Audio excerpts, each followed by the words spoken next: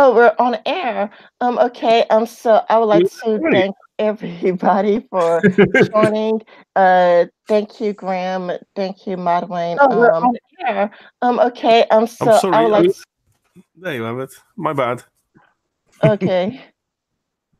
So do you guys want to talk about your channels or introduce yourselves? Why don't you go first? Oh, we're live, crikey. Okay, Grim, go on. You first, mate. Okay, I'm Grim. I'm an author and tabletop game designer, primarily RPGs. I have a channel where I do social political commentary, the occasional bit of comedy, role-playing stuff, things like that. It's a post-mortem video if you want to look it up and subscribe, which would be nice. So I just lost a few subs from criticizing Tommy Robinson, so there you go. What? You dared to criticize the God Man? Yes. Even I'd criticise him after his latest theatrics. It was not a good look. So who wants to...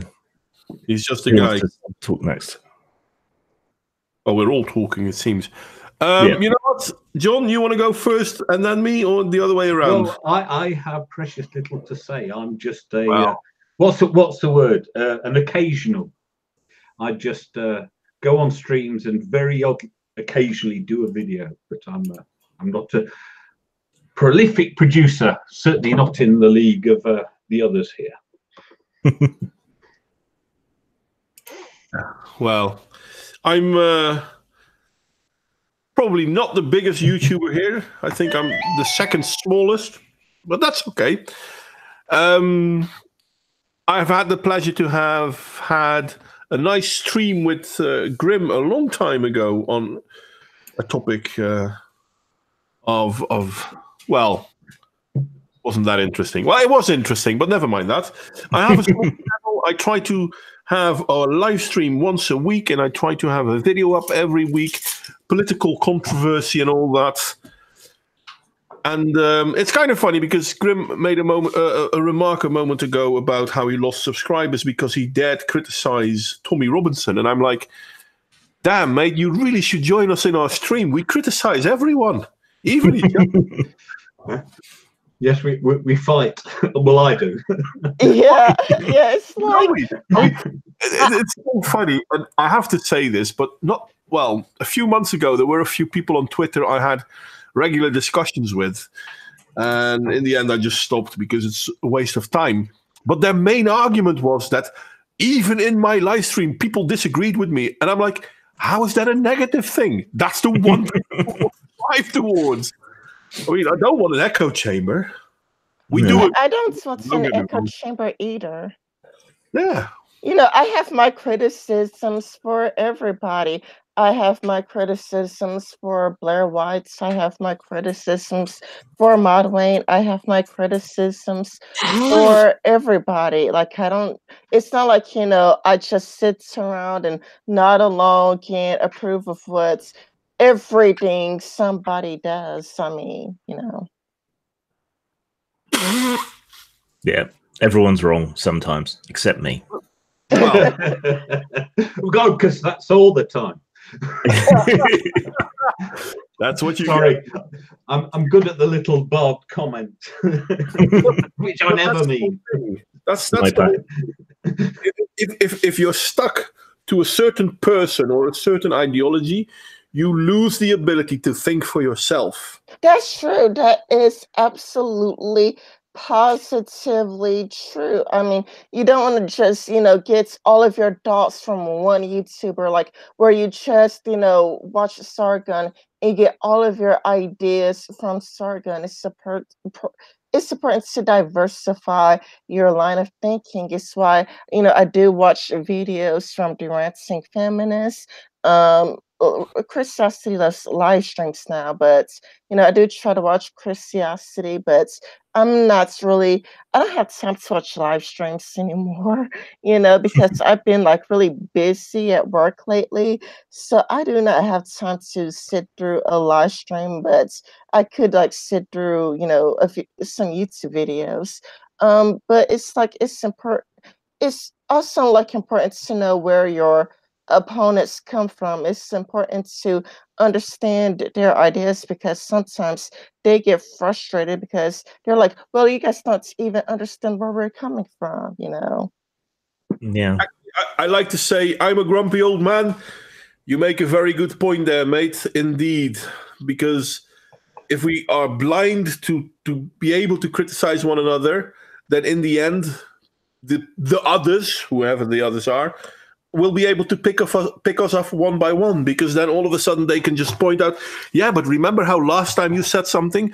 Well, that other person you spoke with, yeah, he didn't disagree with you. So how can you be friends? And robust arguments and truth's more important than ideological purity. Yeah. Listen, I don't mind being wrong. Prove me wrong. Well, it's a scientific principle. It's good to be wrong because you learn something. Yeah. Hi there, MC. I'm sorry, guys. I have to go AFK for a few seconds because the rabbits are. I'll be right back. Such is life in the Netherlands. Yeah. Hi, MC. Hi, I'm a grumpy old man. Anyway, Graham, did you see the last live stream that I did with Wayne and John? I don't think I did. Like you, I don't listen to a lot of live streams because they tend to go on a bit. So I tend to stick to videos. Yeah, same here. It's just that they're too long and I just don't have enough time. It's why, if it's a pretty short video, I'll watch it. But if it's like a live stream, it's like, no, I don't have the time. Well, basically, me, John, Wayne, and short stories, we were talking about, well, mostly arguing and debating over It was 2v2, wasn't it? We were against the couple. Yeah, 2 versus 2. We were arguing over a line in the book of How to Make a Social Justice Warrior by Will Shetterly. Okay, yeah. Yeah, and let's see. Yeah, we were talking about before the arguments. So I do believe that we were talking about classism because in the book, How to Build a Social Justice Warrior, Will Shetterly talked about classism a lot. So it's kind of a lot like, I just been buying books on social justice, and it's just like I've just been thinking it would be something interesting to talk about. Madeline, are you back? Yeah, I'm back. Sorry. Did you catch the part where I told Graham about the last hangout where we were trying, well, it turned into a debate, but where we were trying to talk about How to Make a Social Justice Warrior by Will Shetterly. And I mean, eventually that book got annoying, by the way. He kept going on and on and on about classism. He got really annoying with it. Yeah. He saw classism everywhere. Everything is classism. He is a Marxist, though. Is he British? No, he's American, wasn't he? I think he was American. He was an American writer. I think he's an American, actually. I don't think he's British. You don't have to be a Marxist to see everything in terms of class. Being British, you tend to see exactly. This is what I keep trying to tell people. Exactly the same thing. Well, it's the same like how Indian people see everything in a caste system. It's It's what it's part of almost your DNA being British. Yeah, even though it's been weakened, in recent years, you're still very much aware of it. I mean, you look at the cap doffing and forelock tugging towards Jacob Rees-Mogg by people who should know better. Yeah, claiming he's the man of the people or whatever. Yes. Yeah. I don't know which people, about half a dozen in half a Arabia dozen or people something. with weak chins somewhere. No, I'll tell you what really caught my attention. I watched an interview with Douglas Murray, and he was talking about the problem of the grooming gangs. And Douglas Murray is quite, he's got that plummy Southern elite voice. And he just came straight out and he said he thought that the reason there was so little care or consideration for the victims was because they were Northern working class girls. Yeah, that's certainly part of it. And but just the mere fact that came to his mind in the well into the 21st century just shows how that problem still hasn't gone away. Yeah, definitely. There's something seriously wrong with that, to be honest. Yeah, there is. It's part the reason why I think I would possibly agree with Will Shetterly a bit that most things actually come down to classism and wealth issues. I think a lot of things that American activists put down to race or whatever are actually a kind of thin veneer over some pretty deep wealth and class issues. Actually, Will Shetterly actually does say, like, you basically quoted him. I mean, unintentionally quoted him in his book, like, a lot of this race issues is really class issues because Black people are disproportionately poor. However, it's like a white hillbilly wouldn't be that much better off. Yeah, and funnily enough, in my recent videos, I make exactly the same point. Because I compare the American slaves with the British working class of the same period, and the British working class were not treated much better. Yeah, and if you look at those slaves, sorry, if you look at those kind of negative stereotypes of the Black community in the US, and then you look at the negative stereotypes of like chavs and Scousers and Liverpudlians, and it's very similar. So you can see that there's this crossover this class issue and then the race issue.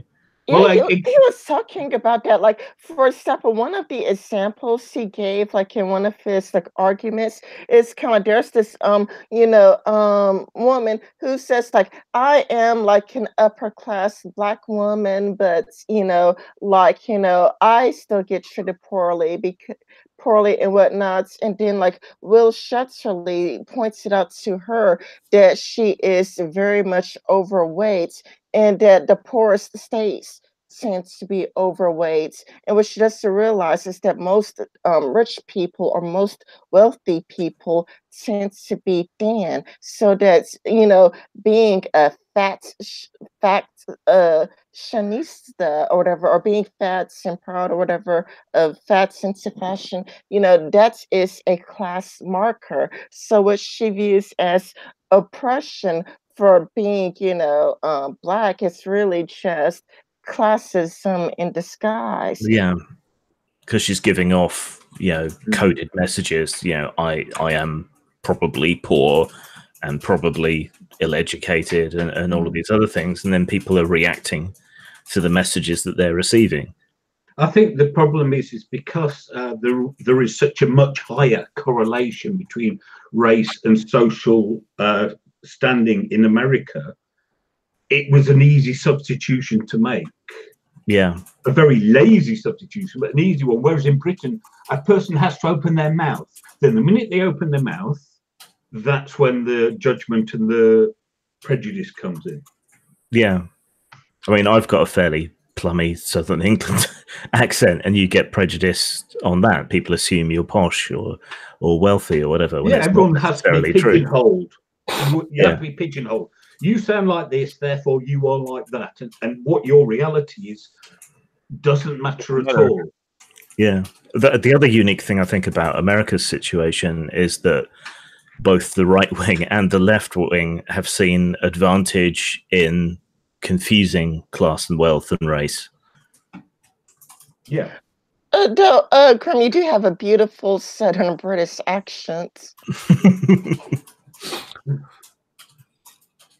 I like Modwayne's accent.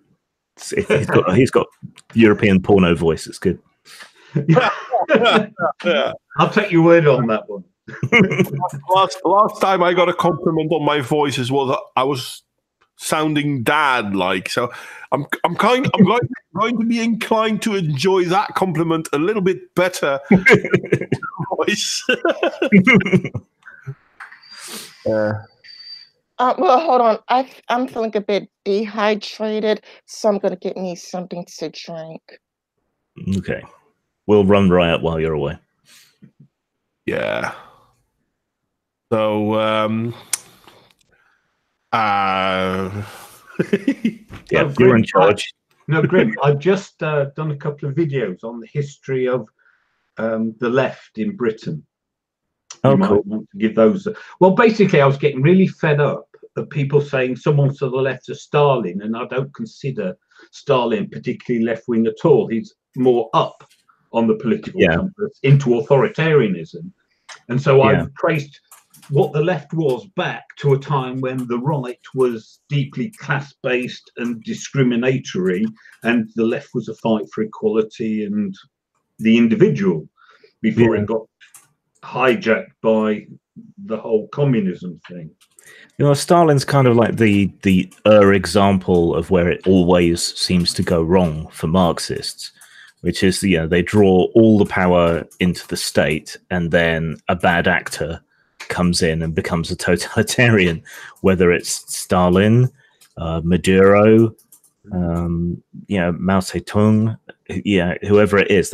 It always seems to go off the rails in that exact same spot. Because Hitler falls into that line of arguments as well.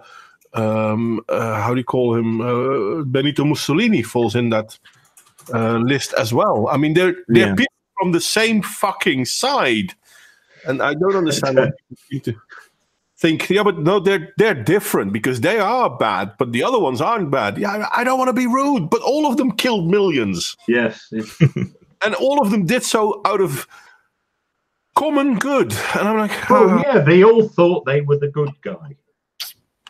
That's the problem. No one sees themselves as the bad guy. It's a little bit different though, although I'm not sure what impact it makes on the ethics. I suppose you've got your motive and method to consider. The Nazis actually set out to exterminate people on an industrial scale.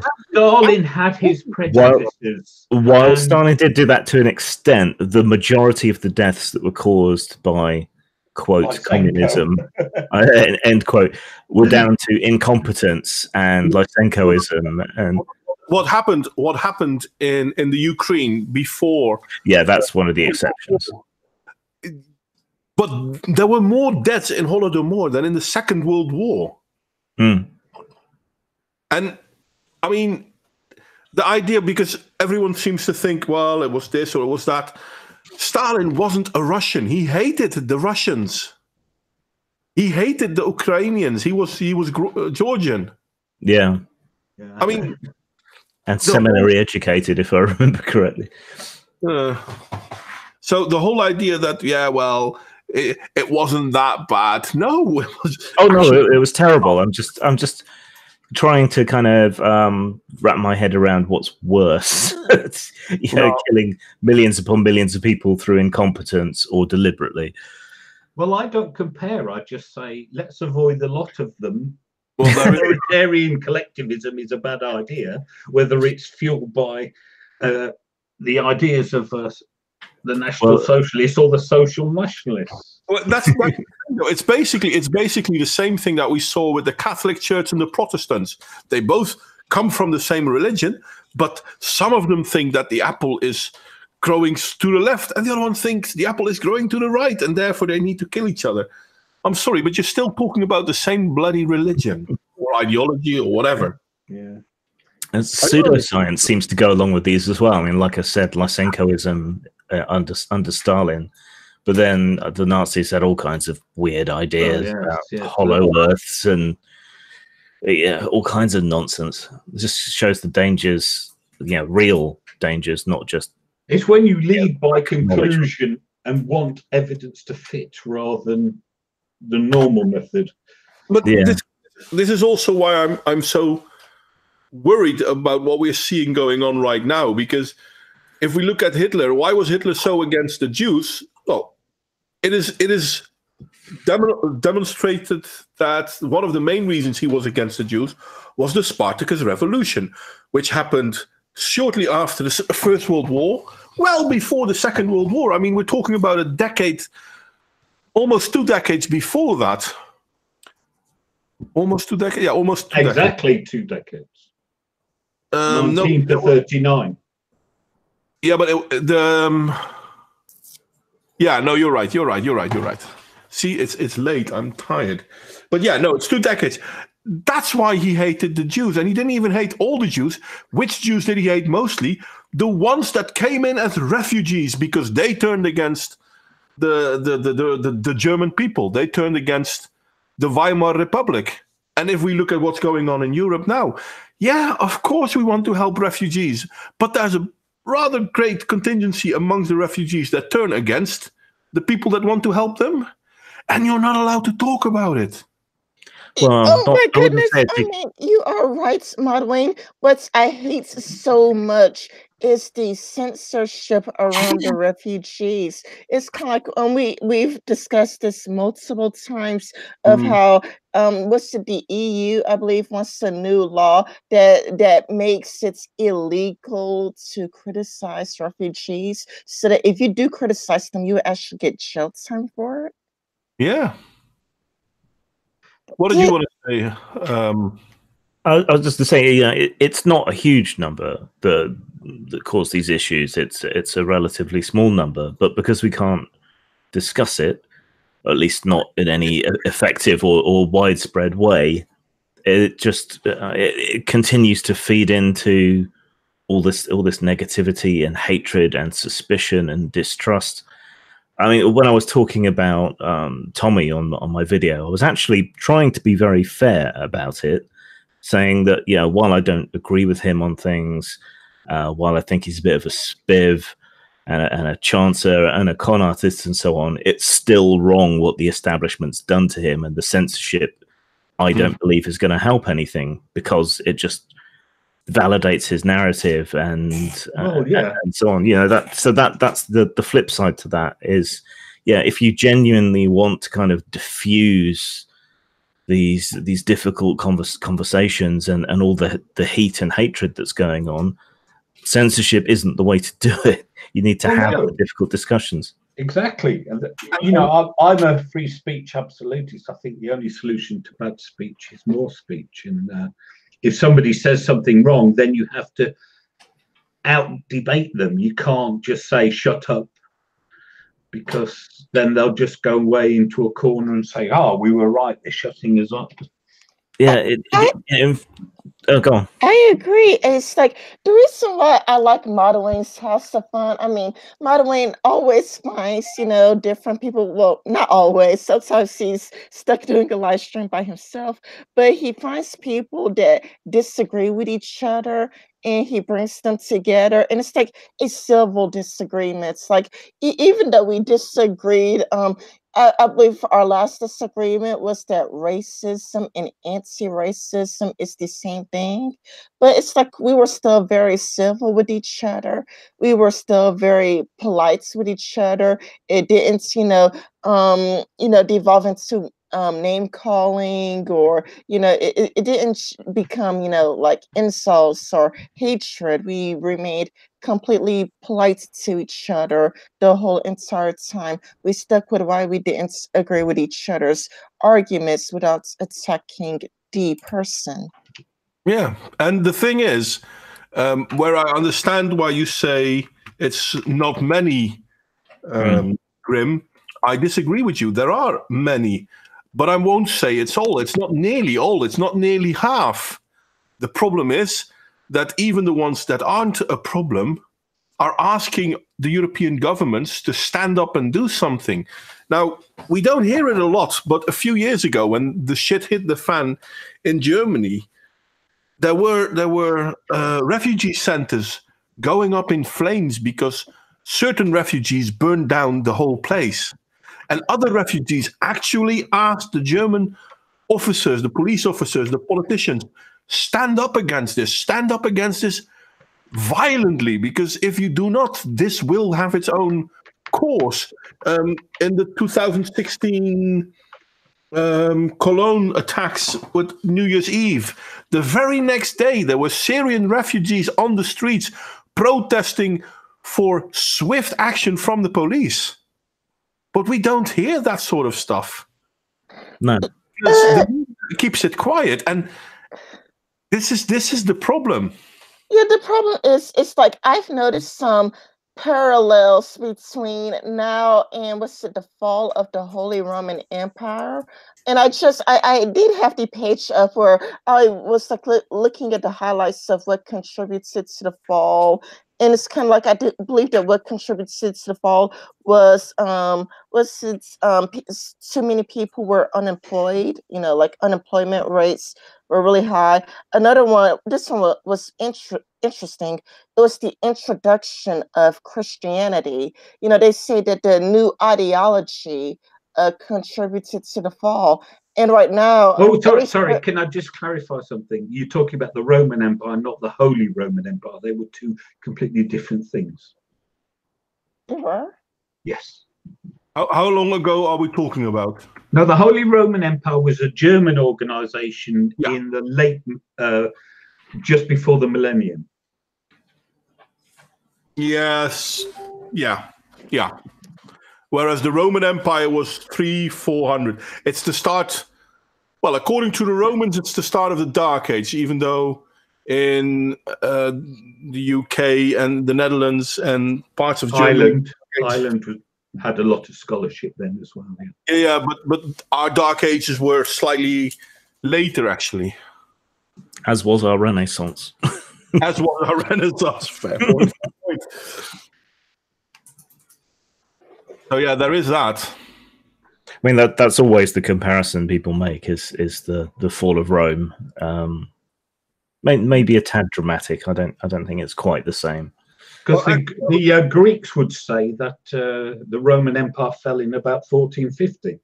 Yeah, because that's when the Eastern Roman Empire fell. That was a far bigger problem for the West than the falling of the Roman Empire, funny enough. Because that's when, well, that's not really true. It depends on where you were. Because slightly after the fall of Rome, the Germanic tribes took over Rome and created a lot of hubbub in Italy and Spain. Well, not so much in Spain. Well, somewhat in Spain, but especially in France, Italy, and what we now call Austria and Sweden. But after the fall of the Byzantine Empire or Eastern Roman Empire, Bulgaria, Hungary, Germany, I mean, up to Austria, people had, well, basically they were in deep shit because of that. Anyway, we are getting sidetracked. I do like. We always get sidetracked.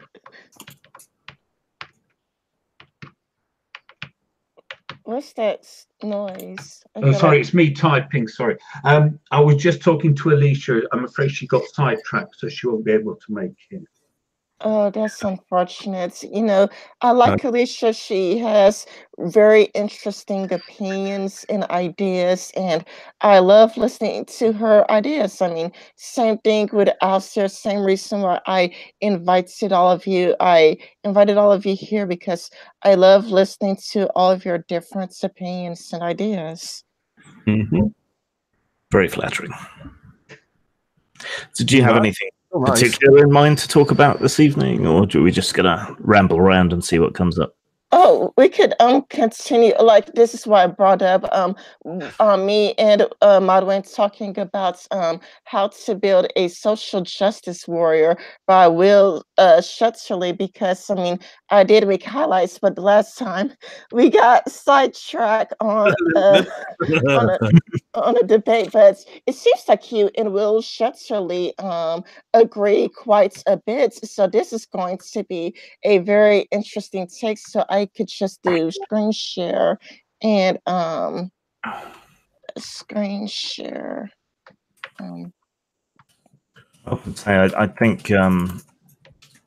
social justice is fine. It's social justice warriors that I have a problem with. Well, I'm going to say I have a problem with social justice. There is justice, and if there is how would you define it? Oh, wait! This is where we're interesting at the good part. The good part. Do you see my screen share? Yeah. Okay, it's kind of like right here, Will Shetterly was trying to explain the difference between, being a social justice advocate and a social justice warrior. He's like social justice workers work in the world, social justice warriors rants on the web, social justice workers focus on poverty, social justice warriors focus on privilege, social justice workers treat everyone with respect, social justice warriors reject civility, call it it's called on the rich to treat the poor with respect and charity. So I just think that we just ended up in good timing on like how would we define social justice. And as Catholic McGurdy at the U.S. Catholic's website says, social justice isn't an economic or political theory, but an outlook that seeks to strengthen the identity of the individual because it sees that human dignity derives its meaning from being made in God's image. Yeah, there's a Christian form of social justice and a meaning to that. I believe it started with Roman Catholicism. Yeah, I think so. In the 19th century, they dreamt it up, I believe. Yeah, and then similar ideas were taken up by others. I mean, you can look at some of the religious companies and cooperatives that were set up in the UK, like Cadbury's. Even when it first started, it was a very kind of level playing field cooperative society. I mean, okay, so when I say social justice, and I'm not sneering, what I mean is equal treatment before the law, equal opportunity, so that we're not discriminating in a sort of legal and structural way against people over their innate characteristics. See, I would just call that justice and equality. No, that's how far we've come, I think. Yeah, I mean, one of the things was arguing was that what started as the left-wing position is now fully accepted by the right 200 years later.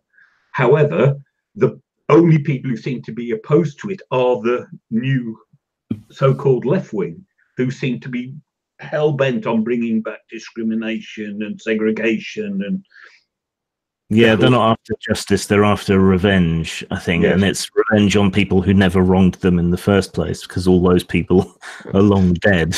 It does seem like social revenge rather than social justice, because it doesn't seem like they are about, building Black people up. It seems like, at least in America, it seems like they're more about tearing white people down. Yeah, and it's all esoteric kind of opinion stuff. It's no longer sort of hard and fast things you can look at, like the right to vote or the right to get married or legal or legal equality or financial or job opportunities. It's no longer things like that. Instead they're talking about privilege and social privilege, which is pretty much oxymoronic, really. It's an excuse. It's all that it is. It's an excuse. It's not about justice.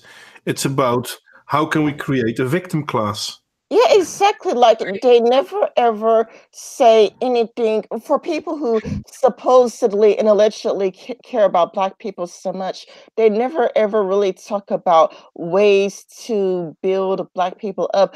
They mostly just focus on trivial things like, oh my goodness, should Jordan or like Michael Jordan or whatever or Jordan whatever, should he be a Black Superman? It's really stupid things. It's never ever anything meaningful, you never hear anything of meaning of them. The most that they talk about helping Black people is, reparations, which they know is never going to happen.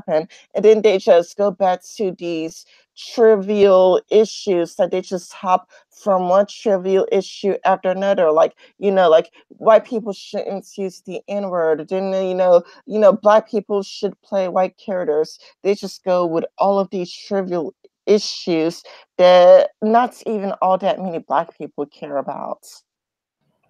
Yeah, it's a shame, really, because we've made so much progress in recent history.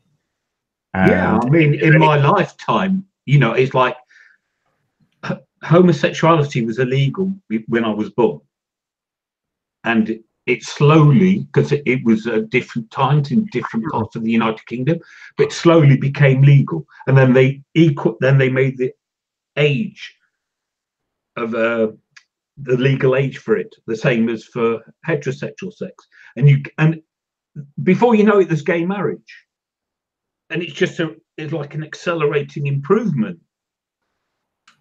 Yeah, but when if everyone just shut up, everyone will be fine, but they can't leave it alone. Yeah, but it's kind of like in America, there's these incidences where, like, okay, a gay person would try to go to a gay pride parade, but then he would get beaten up for voting for Donald Trump. And it's like, when I say beaten up, I mean, you should see like the faces. Like, I mean, it's kind of like it does look like they were trying to disfigure this person because this guy would be terribly beaten, or it would be like, I hear this happening in Europe where there will be lesbians who would get kicked out of Pride because they are TERFs or something. So like they cannot participate in a Pride parade. It's kind of, and they probably were, doing everything they could for lesbian rights.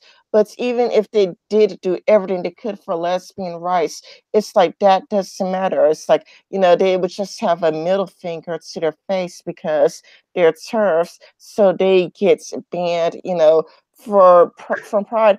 And so to be fair, they were explicitly protesting at the inclusion of trans people. It wasn't that they were anti-trans. It's their precise actions were a protest against the inclusion of trans people. I heard that. From what I heard, I just heard that they were kicked out just for not viewing trans people as their new gender. Like I heard that they were just kicked out for being there. I didn't hear that they were protesting the event. There's been a few different incidents. One of them, they disrupted and held up the Pride parade. Another one, they were just prevented from marching along. So it varies. But there is a lot of animosity between parts of the feminist movement and the trans inclusive feminists. That's the same thing as the fascists and the Bolsheviks fighting each other, or the Bolsheviks and the Nazis fighting each other, or the Bolsheviks and the communistic movement of Stalin fighting each other, or the Maoists and the Red Guard fighting each other after Mao was in power. It's all an ideological purity battle. Yeah, they just spiral. If they haven't got someone to attack today, they start in on each other. It's yeah. And if there aren't any real hate crimes, they manufacture them. Oh, Yes, it's kind of like those Satescrum houses where people would, make swastikas for themselves. They'll make a swastika so that they could be a victim. But that's because the left, they celebrate victimhood and they don't really ask for any evidence. You have to believe the victim statements without asking for any evidence. And there's something really scary about that. And somehow in our society, it seems that it's not that we're okay with it, because we're seriously not okay with it, but we don't call it to question anymore. Because calling it to question somehow means that you're something ophobic or some kind of ist. Well, you do know that, like, social justice advocates, they do try to get people fired from their jobs for the opinions that they have online. Oh, it's kind of like, I mean, what was interesting in this book is kind of like it mentioned an incident where social justice advocates, and we do see this with multiple people, how they terrorized some woman who called Zephala or whatever, where they just terrorized this girl. And you do see that they just try to, like, whatever you say over the internet, they try to run your real life outside the internet based on what you say over the internet, which is very Orwellian, because it's like you can never really speak freely or really share your true opinions That's, on that's, anything. that's so funny, because funny in an ironic way, I guess, because when Jordan Peterson stood up against how he was not in favor of compelled speech, people were like, yeah, but it's not as if you're going to go to jail for saying the wrong gender or blah, blah, blah, blah, blah. And now we have an English woman that has been arrested and had been held for 7 hours because of using the wrong name. Yeah. Oh, it's not just that. It's not just that. Like, Alicia Clegg and a bunch of other YouTubers, they got a community guideline strike on their channel because they I guess you could say did name a transgender person, even though the transgender person still uses their birth name. So the transgender person could have their birth name like everywhere. But if you use their name, then you could get a strike on your channel. So she had to go to BitChute. I think she created yet another YouTube channel. Have you heard the story of Dr. V's magic putter? No. So there was this mysterious engineer or whatever they tried to call themselves, and they came up with this fancy putter to help people's game in golf. And a sports journalist started looking into this and began to get a bit suspicious. And it turned out that this person was transgender, but in their previous male identity, they'd been involved in some shady schemes and so on. And so this author put out this article tying their previous self to their current self and showing that there were problems. And in the end, they ended up committing suicide because they'd been found out in this way. But this does present a kind of ethical problem. Do you allow people to completely escape their past just because they've changed their gender or not? Or is it in the public interest to know when a con artist or a criminal or whatever has changed their gender legally? Yeah, it's like when a person transitions, it's like you're not even allowed to criticize them anymore. It sounds like you're banned from criticizing them, to be honest. Yeah, that's the whole thing. They're no longer persons. They basically unperson themselves, and everything you do to make them people again, unlike the way they want to be, means that you're using violence against them. Yeah, it's kind of like many of them say that they want to be treated like a normal person. They want to be treated like your everyday person. But most people do get criticisms. Pretty They much don't. They want everybody's going to special be treatment. criticized. Yeah, yeah. Most people are going to be criticized, and most people are going to have insults their way. That's reality. I'm going to get insults. All of you are going to get insults. But No, it's kind of like with those people, they want to be treated with kids' gloves. They No, don't want to be criticized. And if my you problem is criticizing them, then you are transphobic. no, but Grim, my problem is what Grim was talking about was somebody's past before transition. Are we not allowed to point out that Caitlyn Jenner won a gold medal at the Olympics as a man? Because that's a historical fact. Yeah, but it goes counter to the narrative that they want, because that doesn't matter, because he's all. I'm sorry. History. People have a history. Yeah. Yeah, but it's like if you bring it up, it's kind of a lot like it's kind of up even if you like do it by accident, like for example, like just the second you accidentally modify and use the wrong pronouns, and it's like you could actually get in trouble for that. Like even though you were talking about Caitlin's past, you accidentally used the wrong pronouns, and that right there could get you in heaps of trouble now. And it's one of those things where people have got strikes on their channel for, and people get in trouble over Twitter over, because it's kind of a lot like, you have these people who are protected groups where it's kind of like you can't even come close to criticizing them or dead naming them or using their own pronouns, of which, I mean, I think Alicia Clegg brought this up. At least people that wants to be friends with them to avoid them. It's like, well, the children, it's like they do want to be friends with them, but they end up avoiding them just to avoid, being punishments for saying the wrong thing. Like if people are not going to take the high risk of getting in trouble for saying the wrong thing when they could just hang out with the person where they could just say whatever and not get in trouble for it. Yeah, I've got trans friends, and they're perfectly nice, ordinary people for the most part. Apart from that one thing about them, but they're not assholes. It's the activists who are terrible people. It's the trans activists. This is the thing, and I mean, this is me talking from authority, obviously, because look at me.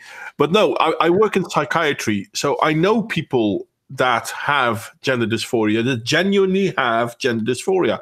These are not bad people. These are people with a problem. Now, if you can transgender from male to female and therewith have a happy life, you know what? All the power to you. I don't mind. If that helps you go on with your life, then go ahead. But the fact that there are people out there who pretend that it isn't a problem, 40% of people that suffer from gender dysphoria commit suicide. There isn't another group that scores this high in suicide, not even post-war PTSD soldiers. So this is a serious issue. Yeah, but if you don't fall absolutely 100% in line, you're the devil. So it doesn't matter that I'm accepting and that I think they can live their life however they want, as whatever gender they want. If I don't agree that biological sex doesn't exist, I'm suddenly an awful person. Yeah, that is like the strange thing about the letter, because it's like you do agree with with Christiosity and her friends quite a bit, but I heard that you and Christiosity didn't get along, which surprised me. I was genuinely surprised because you two seem to agree quite a bit. Are you now talking about Grim or me? Oh, no, I'm talking to Graham. Okay. We only talked a very small amount, and she just came at me. I think this was during Gamergate when we ran into each other, and she was part of a dog pile that was involved back then. So I think that's why we didn't get on. I don't know that we do necessarily agree, because I find that Christiosity and that little clique do tend to be quite authoritarian and censorious in their outlook. Second that. But I mean, Rin is a friend with Christiosity, so I'll not be overly negative towards Christiosity. Rin knows how I think about her. Then again, Rin knows how Christiosity thinks about me as well, so that makes it a lot easier. Yeah, I'll talk to anyone, but it's so hard to talk to anyone from that side.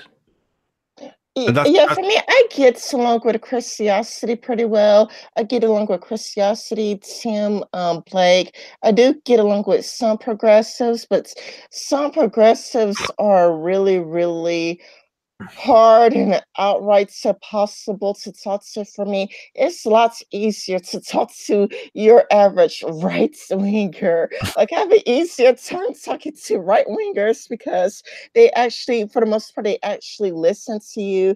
For the most part, they don't, give you all of these ad hominem attacks. You could just have a stress-free conversation. I think it's because they want to try and persuade you around to their point of view, whereas the pseudo left wants to bully you into falling into line. I mean,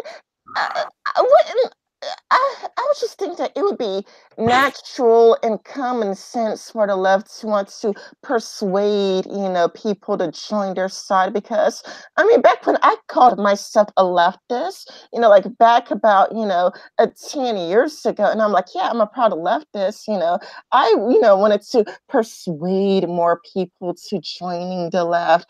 But now it's kind of like the left is just so belligerents, whereas the rights, they are more likely to listen to you, more likely to engage. They're usually more polite. It's like, it's kind of like what's it, Nick from Houston? He's in the rights, and he was one of the most pleasant people over the internet that I ever talked to. And when he disagreed with me, he did it in the most polite mannerism ever. It's like, he just he didn't just resort to name calling. He just pointed out where he disagreed, but he's still he was a great listener and just pointed out where he disagreed, and just like, well, maybe you haven't considered this, maybe you haven't considered that, or have you thought of this? And it was just pleasant. It's like, I just have a more pleasant time talking to right wingers. But at the same time, I mean, how corrupt must you be if you cannot deal with anyone who does not think like you? Well, it's the reason why I view the left. I mean, not all of the left, obviously, but it's the reason why I view the left like a religion, because they act sort of like, Westboro Baptist Church. It's like they're so impossible to talk to. And I'm not saying each and every single, last person to the left, like, Graham, I think you believe in socialism. I think so, but you're very easy to talk to. You're nice. You're not yelling at everybody right now. You're not talking over everybody. You're not being condescending and belittling people. Yeah. Where's the mileage in that? I think that, I can argue for these old school left positions in a rational, supported, scientific way. And they aren't necessarily positions that I'm particularly ideologically keen on. They're often ones that I'm just pragmatically keen on, things that work, things that we have information on. But I want to make the arguments and persuade people. I don't want to just browbeat them into giving in, which is what a lot of this seems to be. They don't want to make the arguments. But if you don't make the arguments, you get rusty and you forget what the arguments are, and other people never hear those arguments. So they're never going to be persuaded. They're just going to get annoyed. I mean, sometimes you can put a dent in someone's worldview by being, nasty. You know, you can sow seeds of doubt by forcing them to defend an indefensible position, but that's rare and more often happens in religious arguments, I find. But political ones, yeah, well, I don't know. I think with some of the social justice type, to pick a term, they are religious types. well, yeah.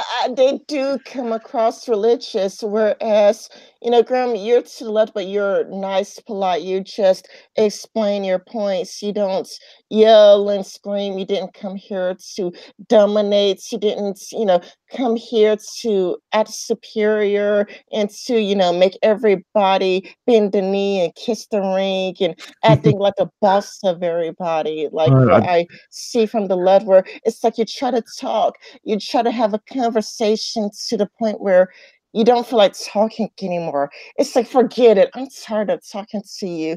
You know, and sure, you want to, you know, give that, you know, olive branch to a person who is like willing to talk. Like, if somebody really is from the left and they do want to have a conversation, I do want that dialogue to be there. But more often than not, they just want to, you know, bully another person. yeah. I mean, I do get nasty with people, but only when they're nasty to me, really. So, But that makes the most sense. It makes sense to be nasty to a person who's nasty to you, but it doesn't make sense to be nasty to a person who is trying their best to have a sincere dialogue with you. yeah, but that's rare to find, unfortunately. I think the problem is that it's how your initial perception of the other person. So when I talk to people who I don't agree with politically, I don't assume they're bad people with ill intent. Mm. I disagree with their positions, perhaps, but not the person. Whereas the attitude that seems to come across is they seem to think you're somehow morally defective purely for not agreeing with them. Yeah. Yeah, it's kind of like when you're dealing with on the left, it's like they view you as morally bankrupt, you know, like you are just, you have no morals at all, or that they view you as a neo-Nazi. Like in February, what was it, February or January? I just got like 50 different people calling me alt-right, even though I'm not. It shouldn't be obvious, like I'm a black woman. I mean, I'm not a part of the alt-right. I shouldn't They have don't know to say what it that. means. I don't want. Seriously. That is the thing. They don't know what it means. It's a buzzword they use to. It's the same that for years and years and years now, the left has used words like "oob" and "ist" as a way to silence you. Oh, you disagree with me. Oh, you must be a sexist because you talk negative to a woman. Oh, you must be a racist because the person you disagree with has a skin color. Oh, you must be some kind of phobe. Yeah, but what about I might not agree with you? Yeah, and they've overused those terms so much that when you do encounter a genuine racist or a genuine homophobe or whatever, English. yeah, you can't land a hit on them Yeah, because this reminds me of what's happened recently. You know, like I was reading the book Social Justice Warriors Always Lie by Vox Day. And his book is different than what he later on said, because in his book Social Justice Warriors Always Lie, he says that it's ridiculous that he's racist, that he's not a racist, and that he says something along the lines of that he's a proud Mexican and whatnot, and he is proud of his Native American heritage. And then, I I did a quick Google search of him, and it says that he is alt right, and it's kind of the boy that cried wolf. Like I heard so many people get called alt right, like Sargon of Akkad got called alt right. I'm pretty sure that modeling has gotten called alt right. So many people I've got called alt right. So it was like the boy who cried wolf, like do I really believe this? And it's like, so it's like I did more research, and it does seem like he is part of the alt-rights, and there were some Trump supporters who are like, no, no, no, he really is alt-rights.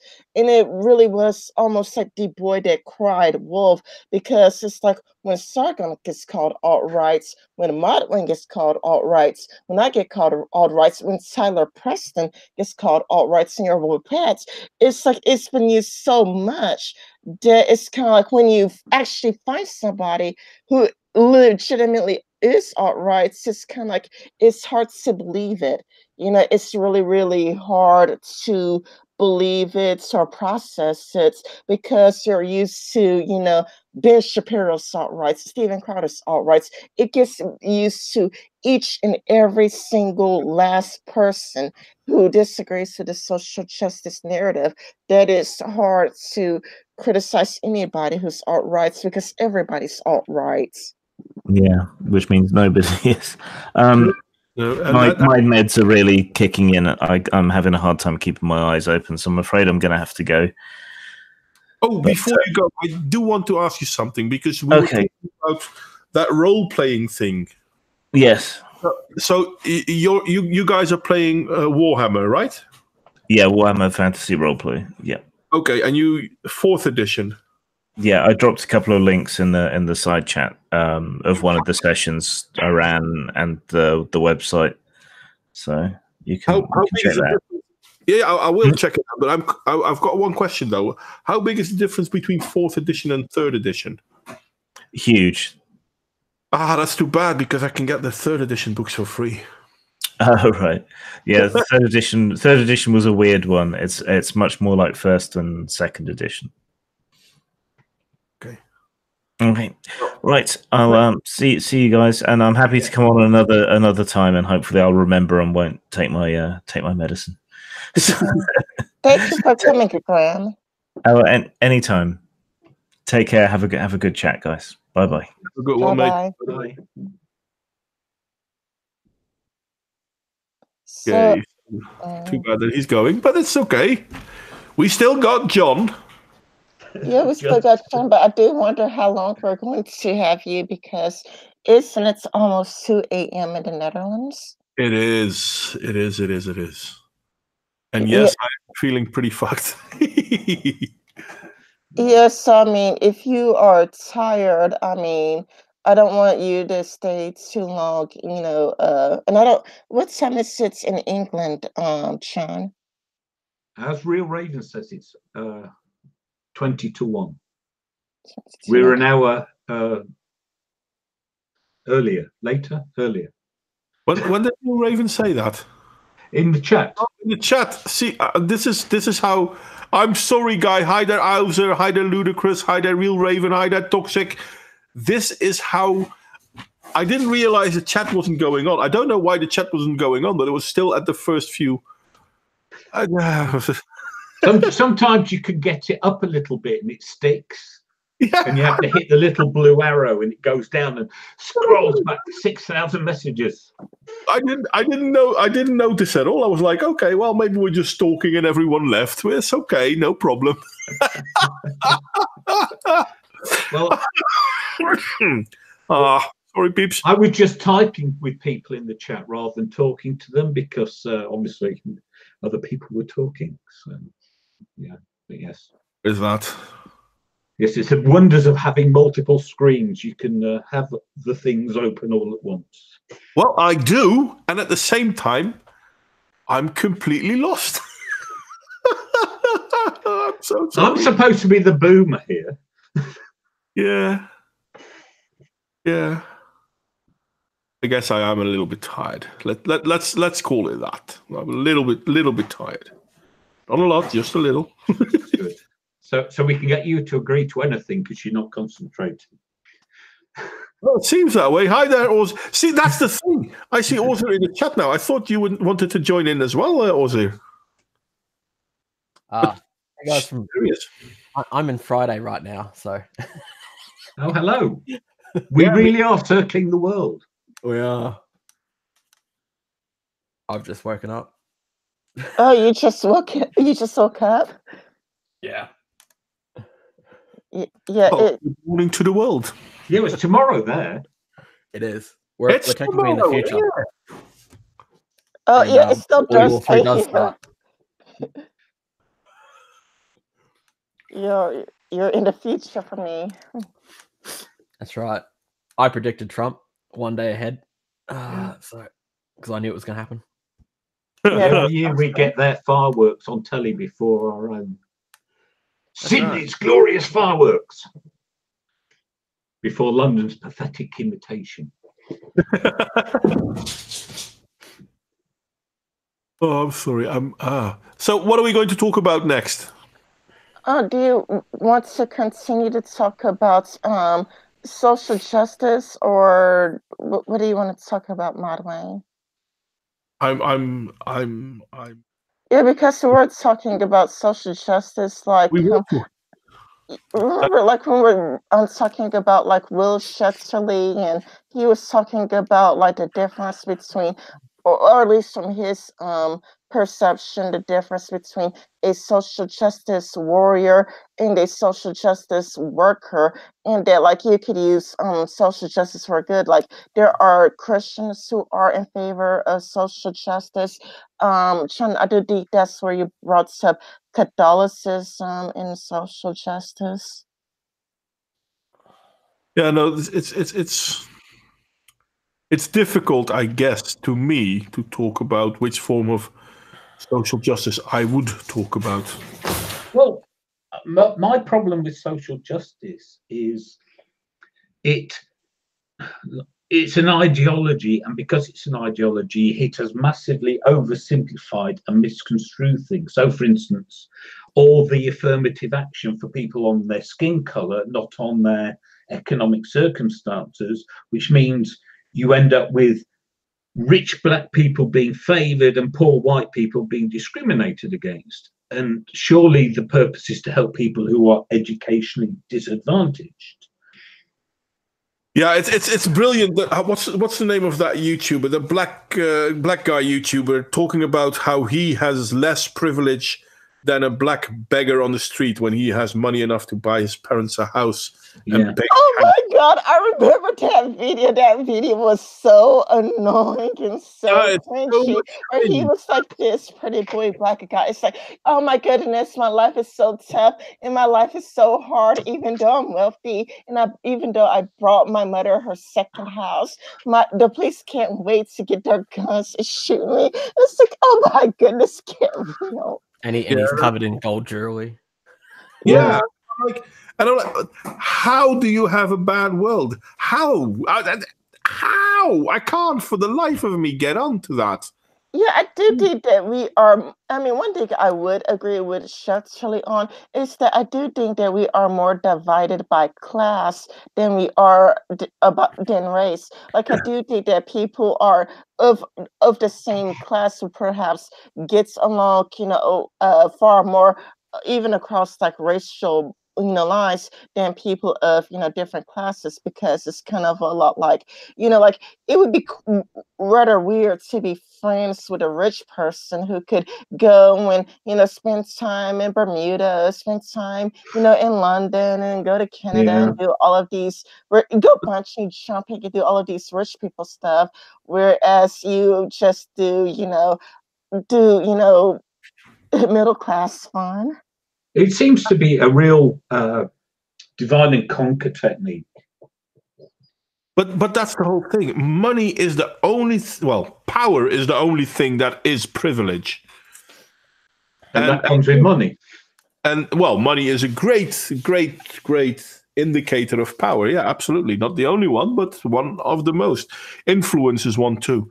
Yes, but the correlation is very high compared to any other factor. True that, completely.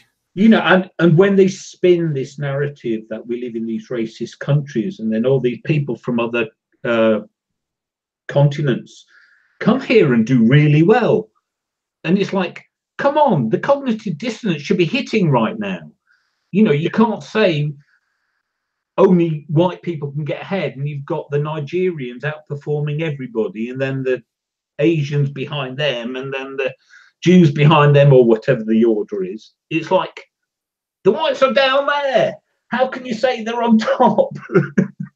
Yeah, it's. I think in America at this point in time, it's Nigerian, certain Asians, certain Jews, certain white people, and then there are poor black people, and then there are poor white people because and Hispanics.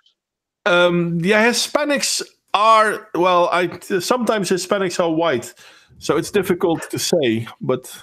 Oh yeah, like how Hispanics are white. So whenever it's like if there's a Hispanic police officer that shoots a black man, then he's a white man. However, it's kind of like if it does Hispanic is part of the social justice crowd, then they are conveniently a person of color. You could also see this with Temple and Lauren Chan, where they are conveniently white or they're conveniently people of color, depending on when it benefits the social justice narrative. Yeah, because everything's selective. It's just conveniently rearrange the goalposts every time you need to.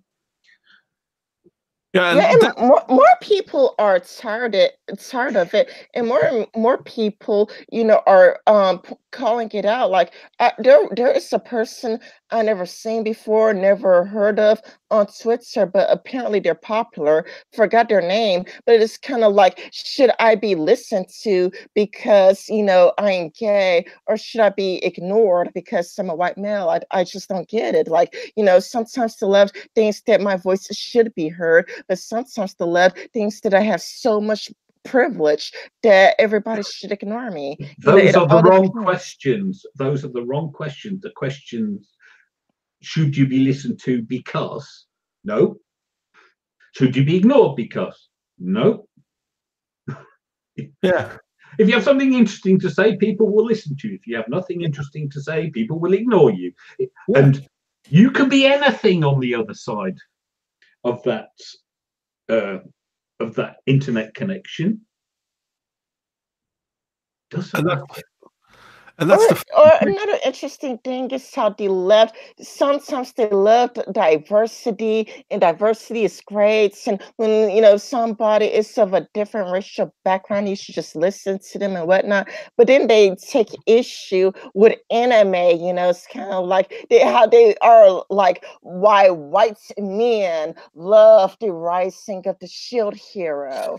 And if you like the shield hero, you are most likely white and you're most likely male. Or how Japanese people contribute to white supremacy. Just weird. That's the thing. Everyone who doesn't agree with the social justice warrior agrees with white supremacy. It's not white.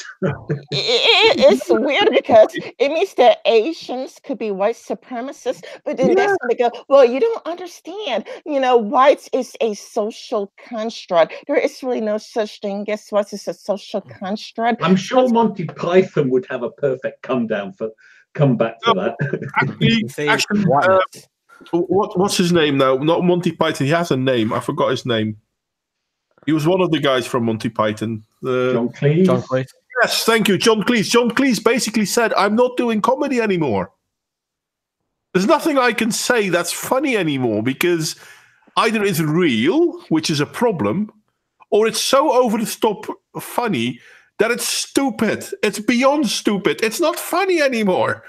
Yeah, the thing about social justice warriors or whatnot, they are like a parody come to life, like the woman who was speared, and it has happened like 3 or 4 or 5 times now, where women are putting period blood all over their faces, and it's like, oh God. Yeah, this is like the 5th incident. There's this one who is a like witch or a Wiccan, and who puts like period blood all over her face for a ritual involving witchcraft. But I mean, at least during the Milo incidents, I'm quite sure it's paint. At least that's it. But the paint is supposed to represent period blood, and they want to rub it all over their faces. A woman did a art installation where she put ball of wool up where the sun don't shine, and she knitted from it. And when she was on her period, she kept on knitting. Yep. I mean, it's like a parody comes to life because this is something that you would say to make fun of them or ridicule them, to make them seem ridiculous. I can imagine that 10 years ago, that if you say that feminists are obsessed with their periods, it would be like a joke or whatnot. But now it just seems like it's a real thing. It's like it's no longer a joke anymore where a person is, just, being, humorous. It's now real. All of the jokes are real now. Like I remember like when there was like LGBT and people would add all of these extra letters as a joke to make fun of them. But now it's like actually real. They really do like, oh yeah, this is great. We really should add all of these extra letters. The thing is, it's because they've run the line that men and women are all the same, like all the way up to the brain. There's no difference in this culture changing things, but the only thing that's actually different for them is that they've got a certain body part, and therefore that's what they have to focus on. If they don't focus on that, then they're not being special in any kind of way. But there are no differences between men and men or women and women. There are differences between men and women. Biology, hell, there are very many. There are biological differences between me and my fucking brother. Yeah, but they don't admit that because they're that idiots. might lead to, I don't know. It's and then they say, yeah, but the right wings are anti science and whatnot, and it's the amount of stupidity coming from the left at the moment, and not all not all, but it's. I mean, I've made a few videos here and there talking about gender dysphoria and how there are differences between men and women, and how there are differences between the brains of men and women, and I mean, they even say so themselves. I made a video some time ago, which was a response to a TED talk from Daphna Joel, which is an Israeli neuropsychologist, and she did research, and in her own story, she tells you what the differences are, and at the end of what she just said were all the differences, she then says, well, but they're all the same, aren't they? How? Because they have to hold two contradictory ideas in their brains at the same time. Exactly. And it makes everything difficult, especially when it comes to trans people, not only trans people but non-binary people, because when you hear arguments for trans people, you would hear that they would have like a male brain and a female body, or a female brain and a male body, and they try to bring the science up. But then it's kind of like when it comes to like non-binary, it's like, well, women and men are all the same. A woman is socialized into being a woman, a man is socialized to being a man, but there's really no male and no female. So a person could decide or pick their gender. And it doesn't make any sense because the non-binary people seem to contradict the trans people. Yeah. And it leaves you confused, and it's like it's bad when you like ask questions, because if you have any questions, like, you're the enemy, because they don't really want to explain things to you, they want to dictate things to you. And it's kind of like if you say the wrong thing, you're at risk of losing your YouTube channel, losing your Twitter accounts. The only way you could really be safe is if you talk on Discord, or on a private Twitter group, or on Skype. Well, Apparently not, because Discord's run by furries, right? Well, the moderation is. Did you not hear about this? No. Discord basically outsourced like a moderation team to some little company, and apparently they're all furries. And one big YouTuber got kicked because he made a video about furries making fun of their Discord channels. Okay. And everyone's so bleeding sensitive. And there was an actual person who worked for Discord who leaked some DMs with the moderation team, and they were literally saying, "Oh, this person said something about furries, kill them off the network." Jeez. I don't know if that's the only moderation team they had, but this was one company they outsourced to. Does no one have a sense of humor anymore? Yeah, it's like we're living in a world where people are so sensitive. By the way, I presume that all of you watch Sam Pool. Is there anybody that doesn't? Did you have you seen his video where he talks about that he thinks that we're heading towards a civil war? Well, yes. Unfortunately, What do you think about his idea that we are having like these parallel economies and like the parallel economy in a parallel society, and that it could lead us to having a civil war? well, that risk is. I think that risk is very real. Me too. I also believe that we are at risk of having a civil war because it's kind of like the left doesn't merely disagree with people on the right. They don't merely, well, I have a disagreement with you, but I'm still willing to talk. I'm still willing to have a discussion. Many of them praise violence. They do believe that violence is necessary. They would justify violence. But here's the thing. Their numbers are nothing like what they seem to think they are. And should they actually start something, they'll be squashed like a bug. But isn't that the whole Bolshevik-Menshevik story as well? But the Bolsheviks were the majority, and these aren't even Mensheviks. They're like a little pimple. Yeah, but the Russian Revolution happened because Bolsheviks weren't the majority either. The Bolshevik meant bigger group. Yeah, but they just called themselves that. They weren't. The Menshevik were the bigger group. Sorry, okay, I misunderstood.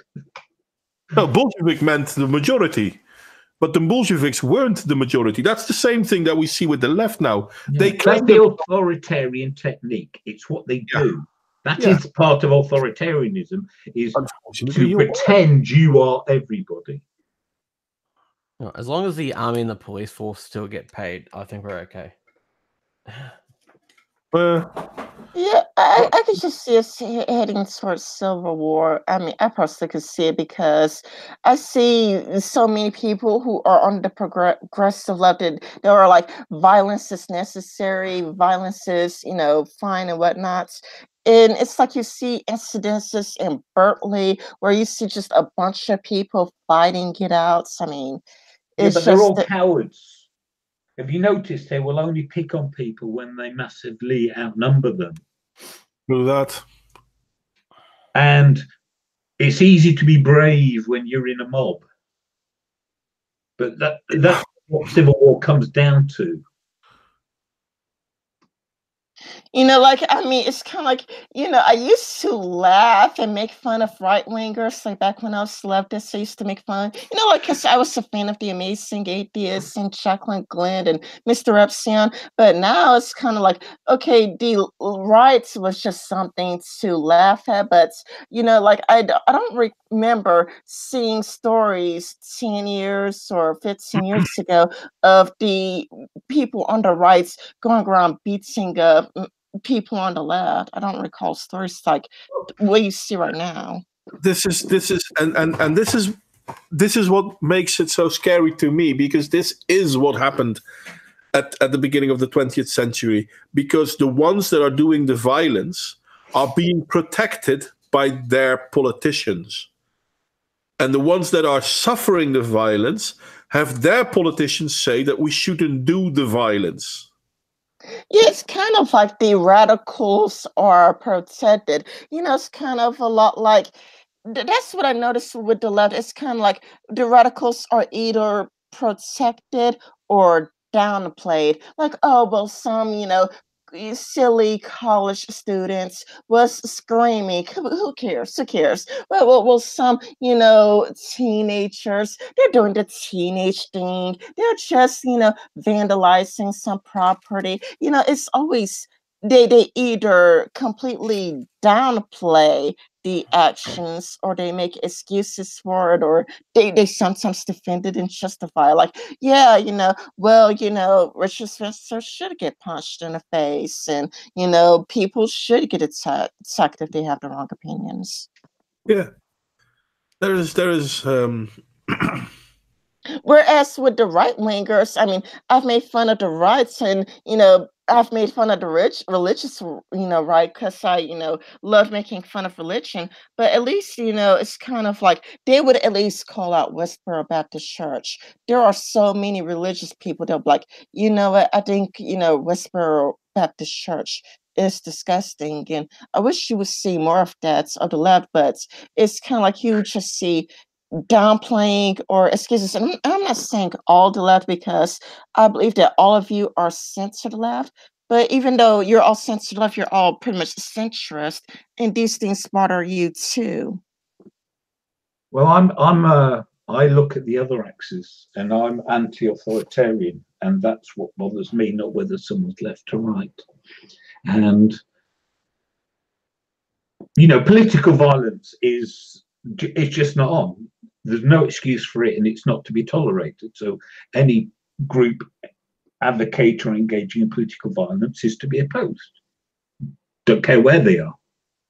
Yeah, it's kind of like it was easy to call out Westboro Baptist Church. So many people were on board, even, Christian right swingers were on board calling out, there was a unity in calling out Westboro Baptist Church, or when there was, like Christians, blowing up an abortion clinic, even so many Christians called that out. But it's kind of like, even though, like, you would see like right wingers and Christians calling out the bad people on their side, you don't see too many people on the left, calling out the bad people on their side. And I'm not talking about the center left, but I have what I've noticed is like, all of the people defending Antifa, all of the people downplaying Antifa, all the people making excuses and justifying Antifa. And this is where Temple talks about how the left is split. You have the left, like 53% of the left that wants to be more moderate and more to the center, but you have like 43% of the left that wants to move further left. So what is happening is that the left is being split in half. Yeah. Or going up, as I call it. I think that this might also be the problem of being too big, like for a long time being to the left was always in, always trendy, because many celebrities are to the left, like Lady Gaga, Beyonce, 8 years of Obama. Yeah, Obama's to the left. So many big people are to the left. They're all good reasons to be right wing, in my opinion. Sorry. Well, there are good reasons for everything, I guess. No, I mean, with celebrities talking.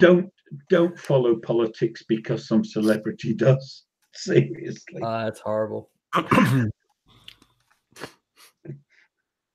Like the celebrities are more for impressionable teenagers, because teenagers love their celebrities. So it's kind of like, if Lady Gaga is to the left, then a bunch of teenage girls are going to be to the left. If Beyonce's to the left, there's going to be like so many teenagers that are going to be to the left, because Beyonce is. It's one of the reasons why, Kanye West, being in the favor of Donald Trump was really interesting, because it's kind of like, if there were celebrities who are like, yeah, I'm a Republican, how would that affect public opinion with a country that is obsessed over celebrities, especially with America, because I think Americans are the most obsessed over celebrities. Because when people go over to Japan, they don't see this type of obsession over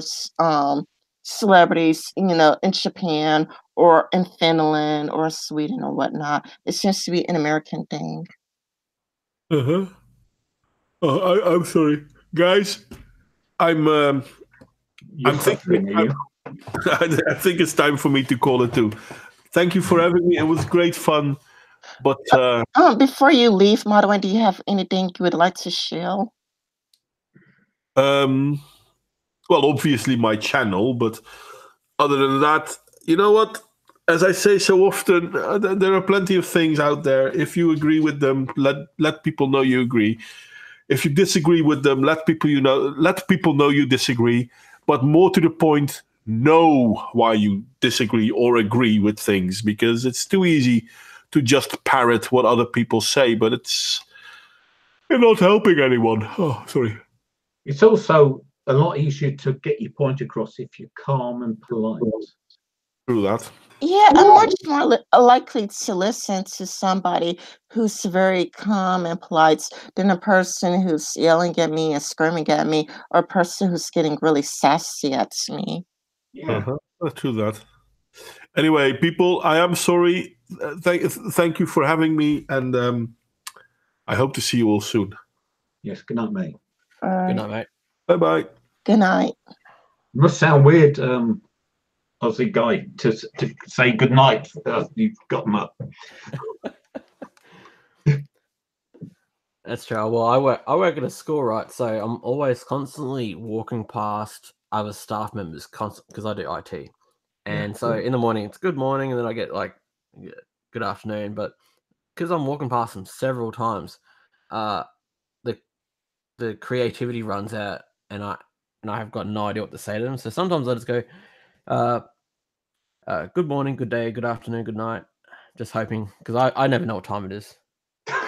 For me, my schedule is always changing, but right now I am working the graveyard shift. So it's like, for me, it's like I have to go to work not too soon, but relatively soon, but I could still go for like an extra hour. I could still do this for an hour, but then after a while I have to get ready for work because I work the graveyard shift. Don't get back home until morning, and then I just sleep the rest of the day. Yeah.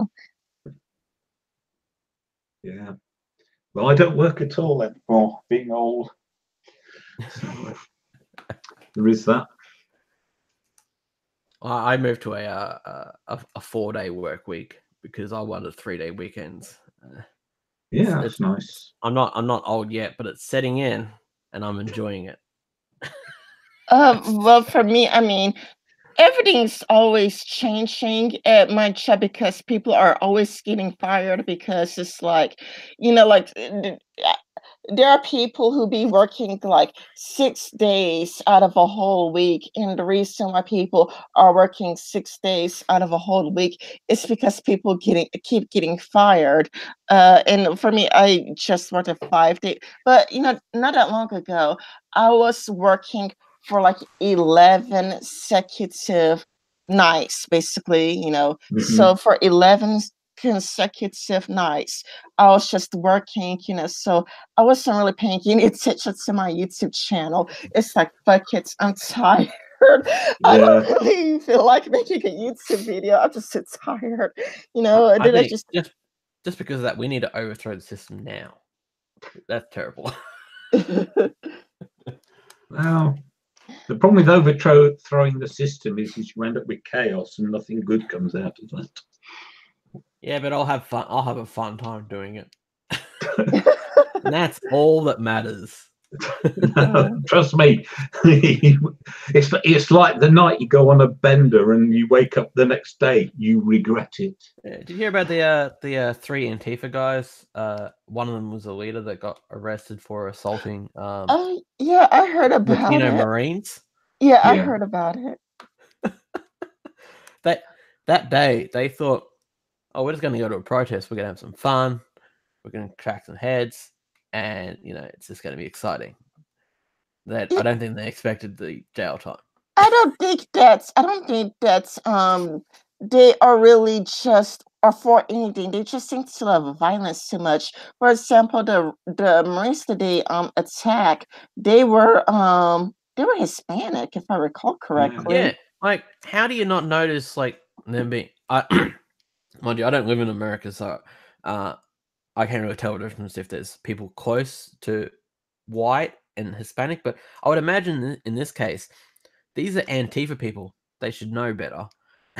No, they're Antifa people. By definition, they don't. Yeah. Yeah, well, they should have spotted that these people were Latino and Hispanic. That's the word. They should have noticed that they were Hispanic, right? And thought at least this is going to be a bad PR thing. But that didn't go past their mind at all. Are you expecting conscious intelligence? Don't be silly. Well, actually, when it comes to Antifa, I think that they're used to the media protecting them. Like, I think I read an article where it's kind of like Antifa are unspoken heroes or whatnot. And, like Antifa, they were around, to, fight back Hitler. It's like, well, the Antifa living, like the Antifa alive right now didn't do anything against Hitler. But they were trying to like build Antifa up, and it's kind of like they are protecting Black people, they are protecting people of color, and then it's kind of like, but I mean, most people just see street thugs, and like they go and they attack a Latino person because they would presume that the media would come to their defense like they normally do, or downplay everything they do like they normally do. Not only that, but Sam Poole says that he suspects that there are some people who are parts of the media who are also parts of Antifa, and that's why Antifa usually gets such amazing coverage. And even then, you never ever see them strongly condemned. It's kind of like, oh yeah, some Antifa guy, he like beats up, a Latino Marine, and he got to jail. They never ever, they are harder on Trump supporters than they are on, Antifa. Yeah. I suspect it's also good for ratings too. Well, you know what you need in America? You need more of our kind of football. Then they can become football hooligans like all self-respecting yobs. Yeah. And then they can fight each other in agreed ways like football hooligans do. I mean, in Russia, they actually arrange matches between gangs of hooligans. It's seriously what they do. And then that would get their violent streak out of the way without hurting any innocent bystanders. Yeah, but for me, I just think that Antifa likes violence too much. They just like, it's kind of like when you hear about them, throwing like fireworks at the Starbucks and whatnot, or when there's setting limousines on fire, and the limousine would belong to a Muslim, but they presume that the limousine owner is white. But the Muslim's like, wait a minute. So you don't think that a Muslim could have a nice limousine? Well, they are racist. Antifa are racist. Yeah, it's like they can't think that maybe the limousine belongs to Muslim. They presumed it belongs to a white person. They embody the bigotry of low expectations. This is the problem with them. It's like, it's not like, all those actual streetwise tough Black people can't defend themselves. They need the middle class lecturers and newspaper people to go in and protect them.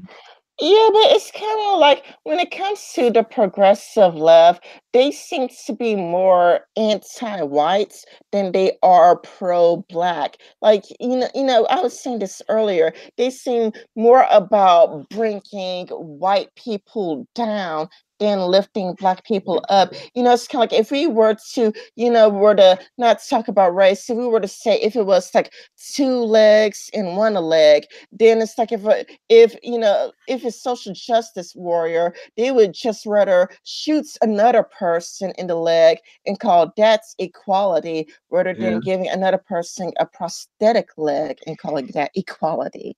Well, George Orwell stated about the English left-wing elite back 100 years ago that they were not driven for compassion for the working class, but hatred of the ruling class.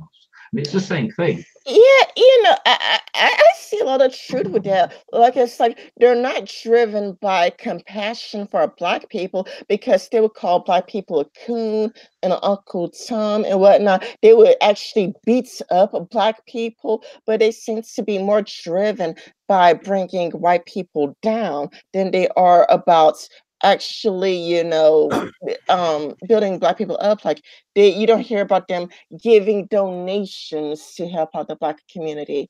Or, it's like, I'm pretty sure that you could give a donations so that you can help Black people with a scholarship.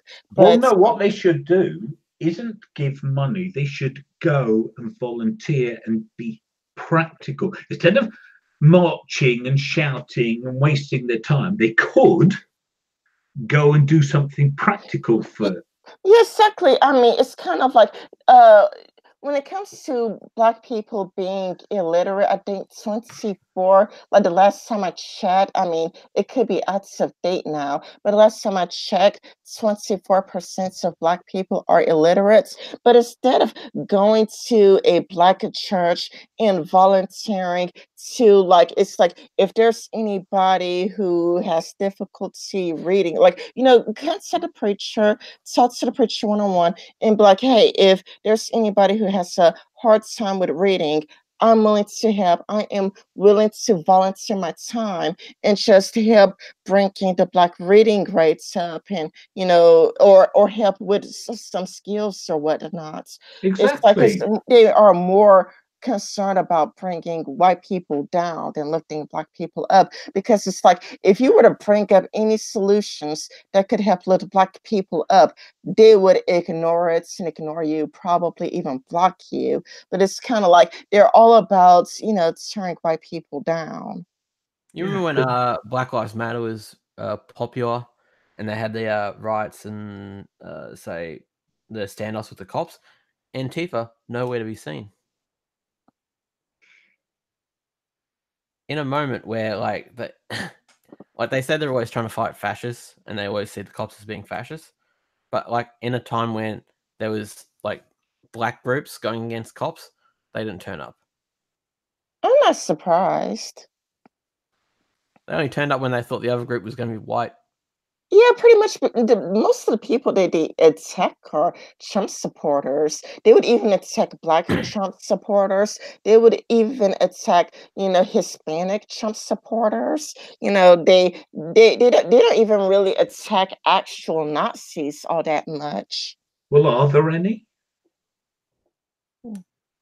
Probably not. I had a theory about Charlottesville and how come the Unite the Right 2 didn't happen. Because the first time, that Heather was killed, and I suspect that most of the guys that went to the Unite the Right the first time just didn't turn up the second time, right? Because they thought they were too deep in, and they really weren't as hardcore as they thought they were. Well, I mean, I heard these tales about there was that Black guy who did a video, and he said he witnessed people getting off buses, and half the people were Antifa, and half the people were dressed as far righters off the same bus.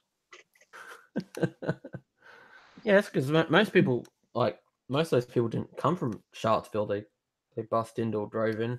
Yeah, they were a rent mob. I mean, you never remember the cops decided not to separate the groups for some unknown reason. Because the mayor ordered them to stand down. Yeah, and the mayor was in favor of Antifa, and that led to essentially Heather High's.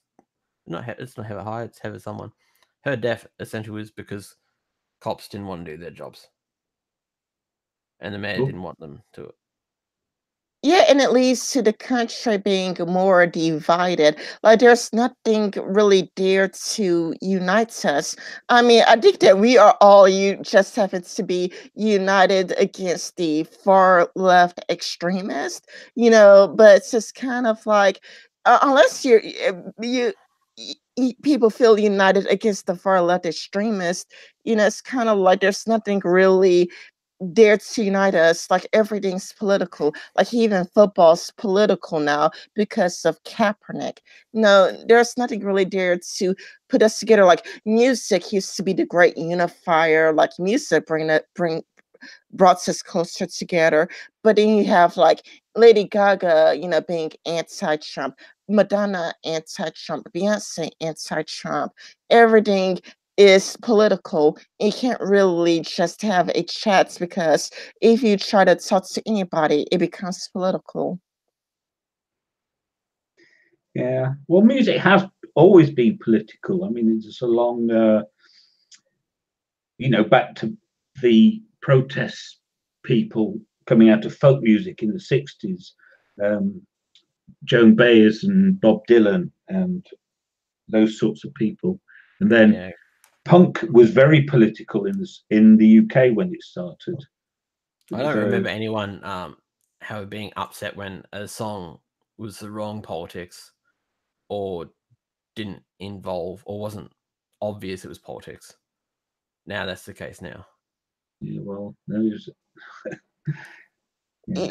I just think that we're more politically divided now than, I mean, not that, but I mean, Sam Poole, he did show like a graph, and it's like you see that's like in the past, like you would see the left and the right, like red for the right wingers, blue for the left wingers, and you would see a lot of purple. You would see like a lot of purple because there was a lot of crossover, where there was a lot of people agreed on a lot of common values.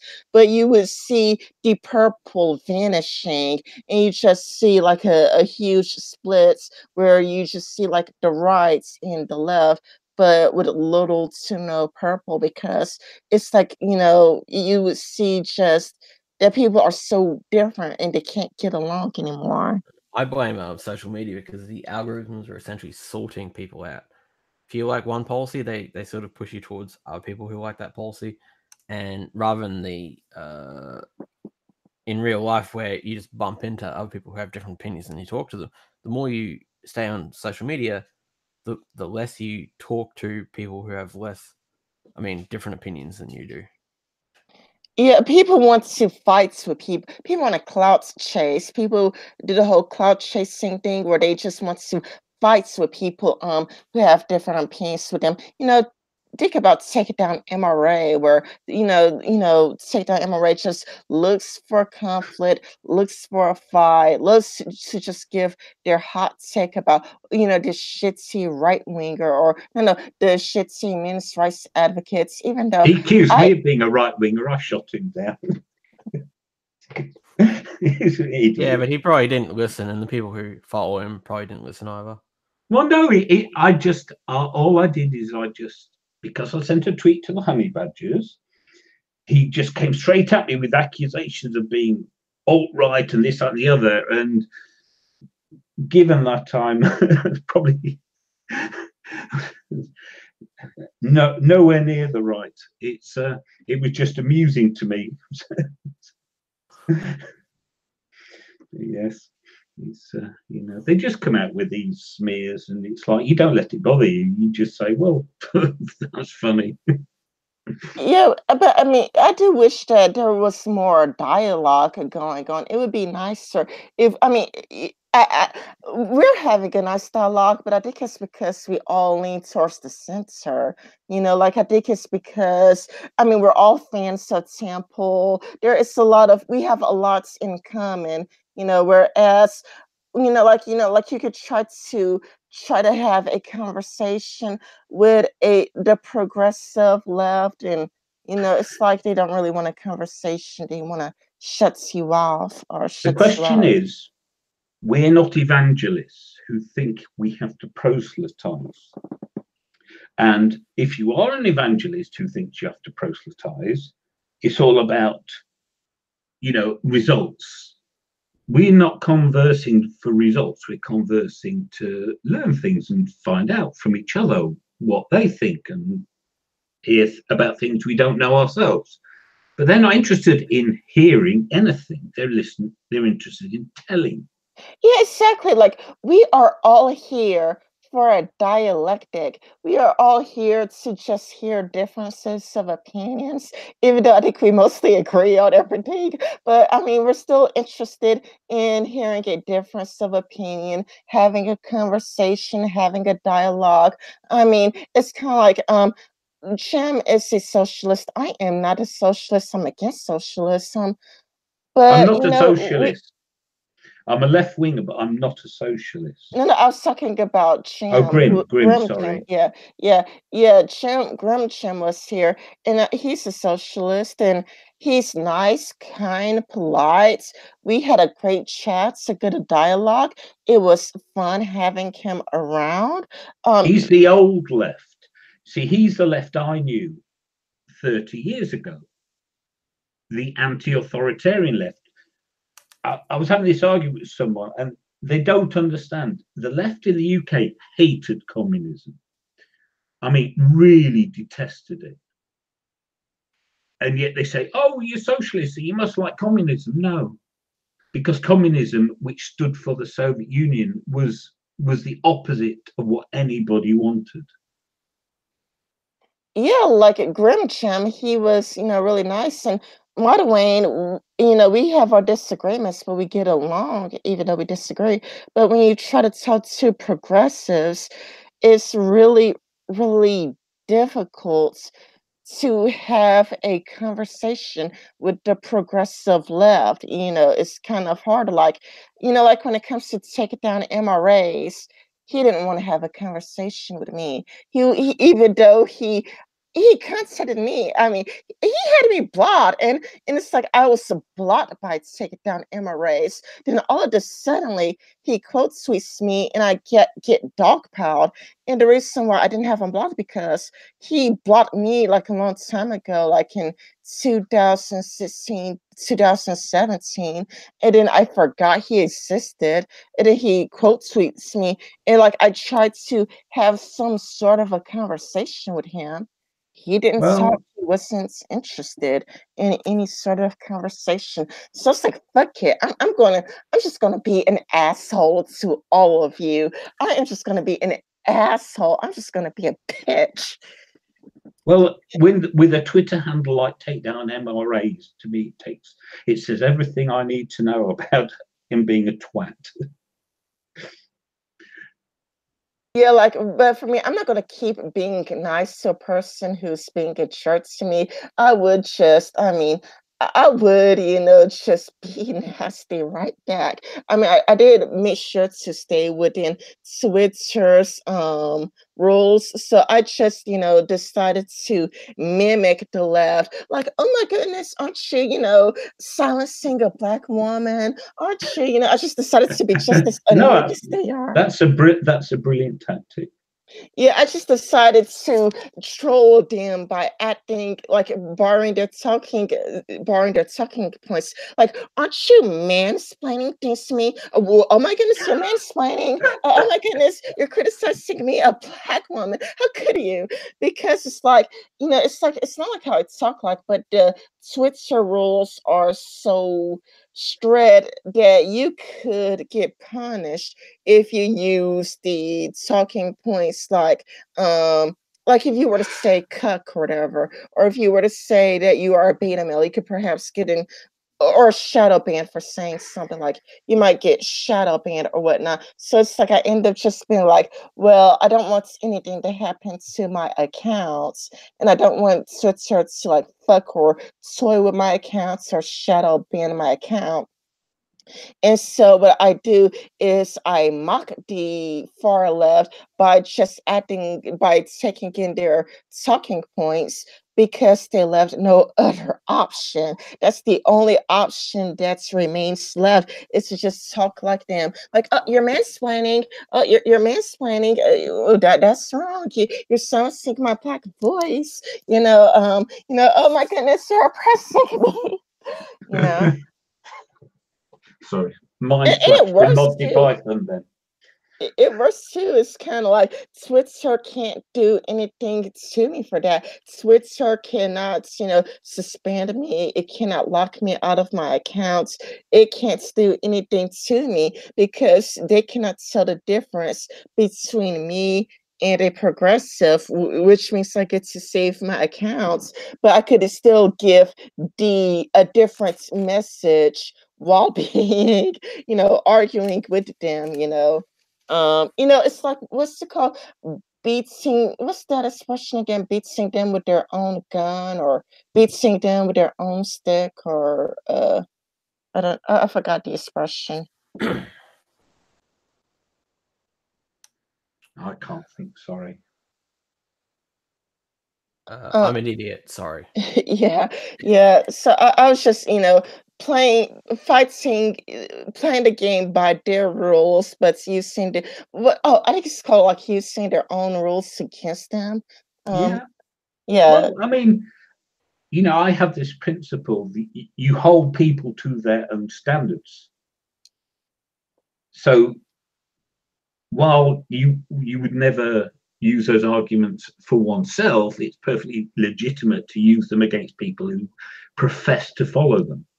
Yeah, because they make it harder and harder to use the arguments you really would use, because they censor rights-leaning opinions. Like, you can't have a rights-leaning opinion on immigration. You can't have a rights-leaning opinion on trans issues. Like, you probably heard of the TERF.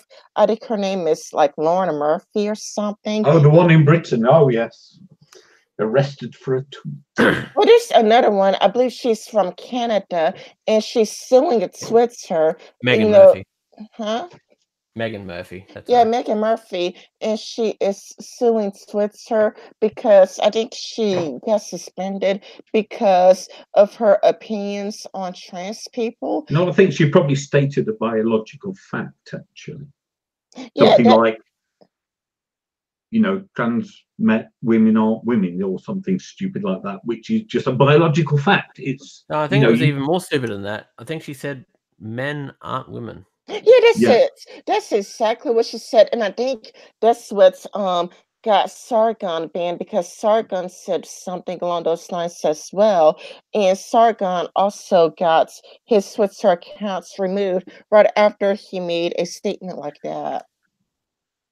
Yeah.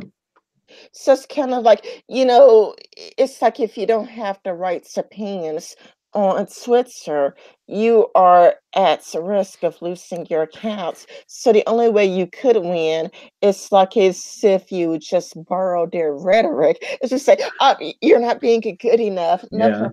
You're being ableist right here. No. It's like, if you use their rhetoric against them, it's like, at least they would allow you to be just a colossal dick to them. They don't like it when you use their own rhetoric against them.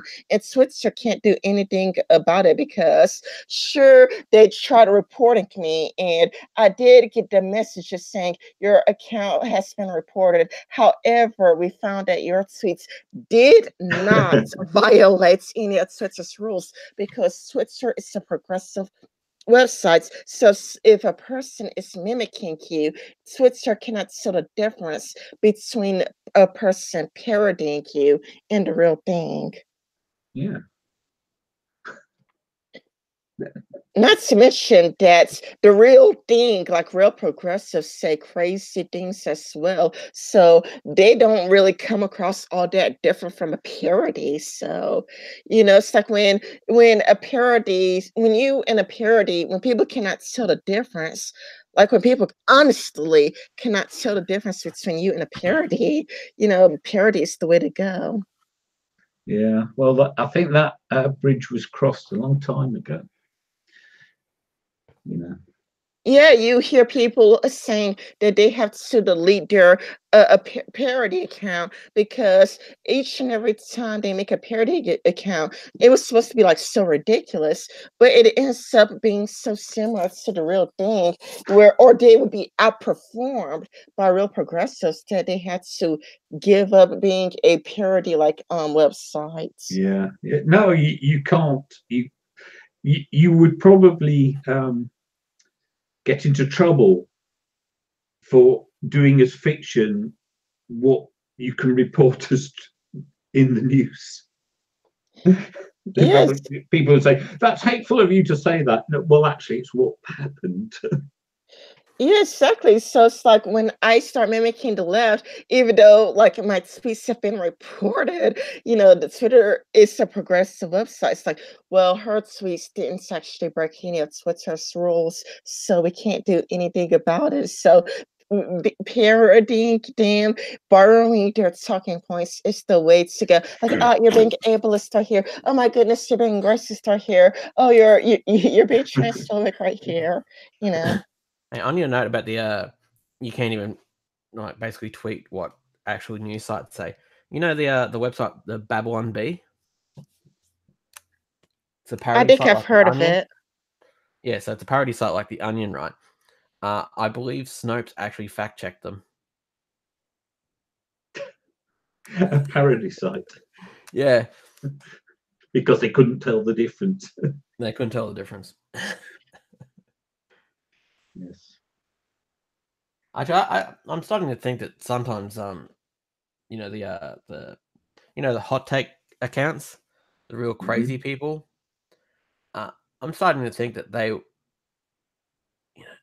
it's hard to tell whether or not they're actually parodies or just is the system just creating like these people that are genuine but just make things like parodies because of just how the algorithm works. Well, I think that the news, like if you pay attention to the news, I do think it radicalizes people because there are people who do seem to seriously think it's okay to punch people for having the wrong opinions.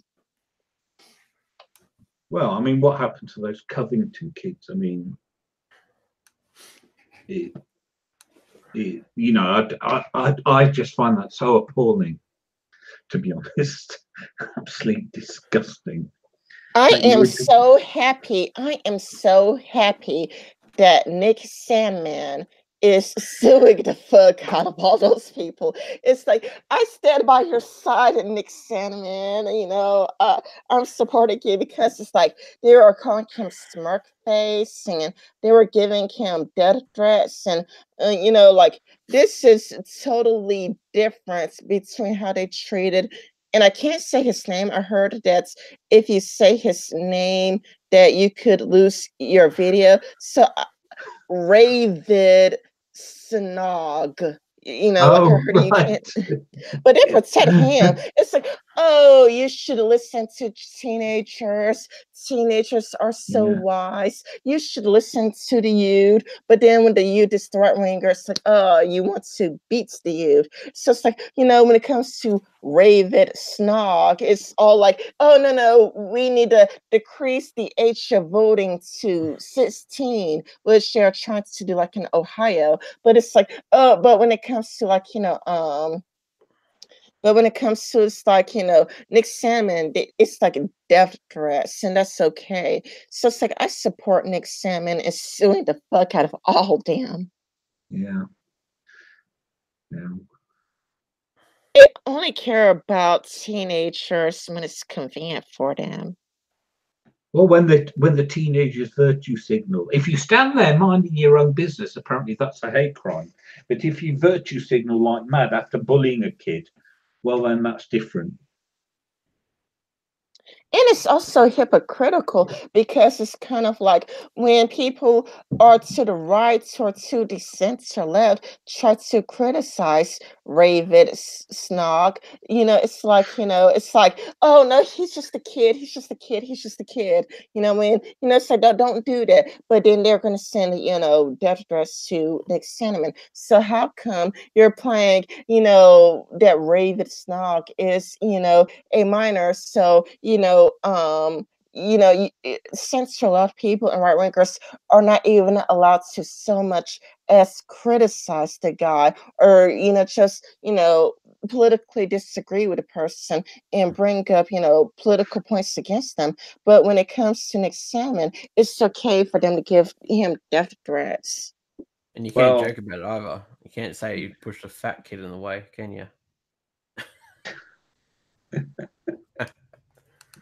Oh, that's terrible. No, well, I mean, it's things like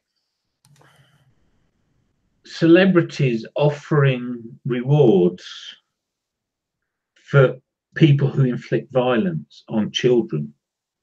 I mean, how disgusting can you get?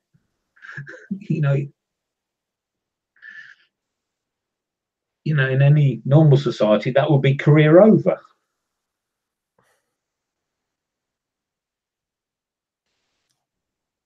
Yeah, it's like it's not good to send teenage kids death threats, but I do think that this is what I mean by, like celebrities are radicalizing everybody else because Americans are obsessed with celebrities. We glorify them, we love them a little bit too much, more than any other country. Because again, I have friends that went to Japan and their celebrities get treated like regular everyday people a lot of times. Or it's kind of like you hear this, like, in Finland, like there would be Ville Valo, who is the lead singer of him. He could walk anywhere and everywhere by himself. He doesn't need a bodyguard. He doesn't need an entourage. No, that's an American thing, the bodyguard.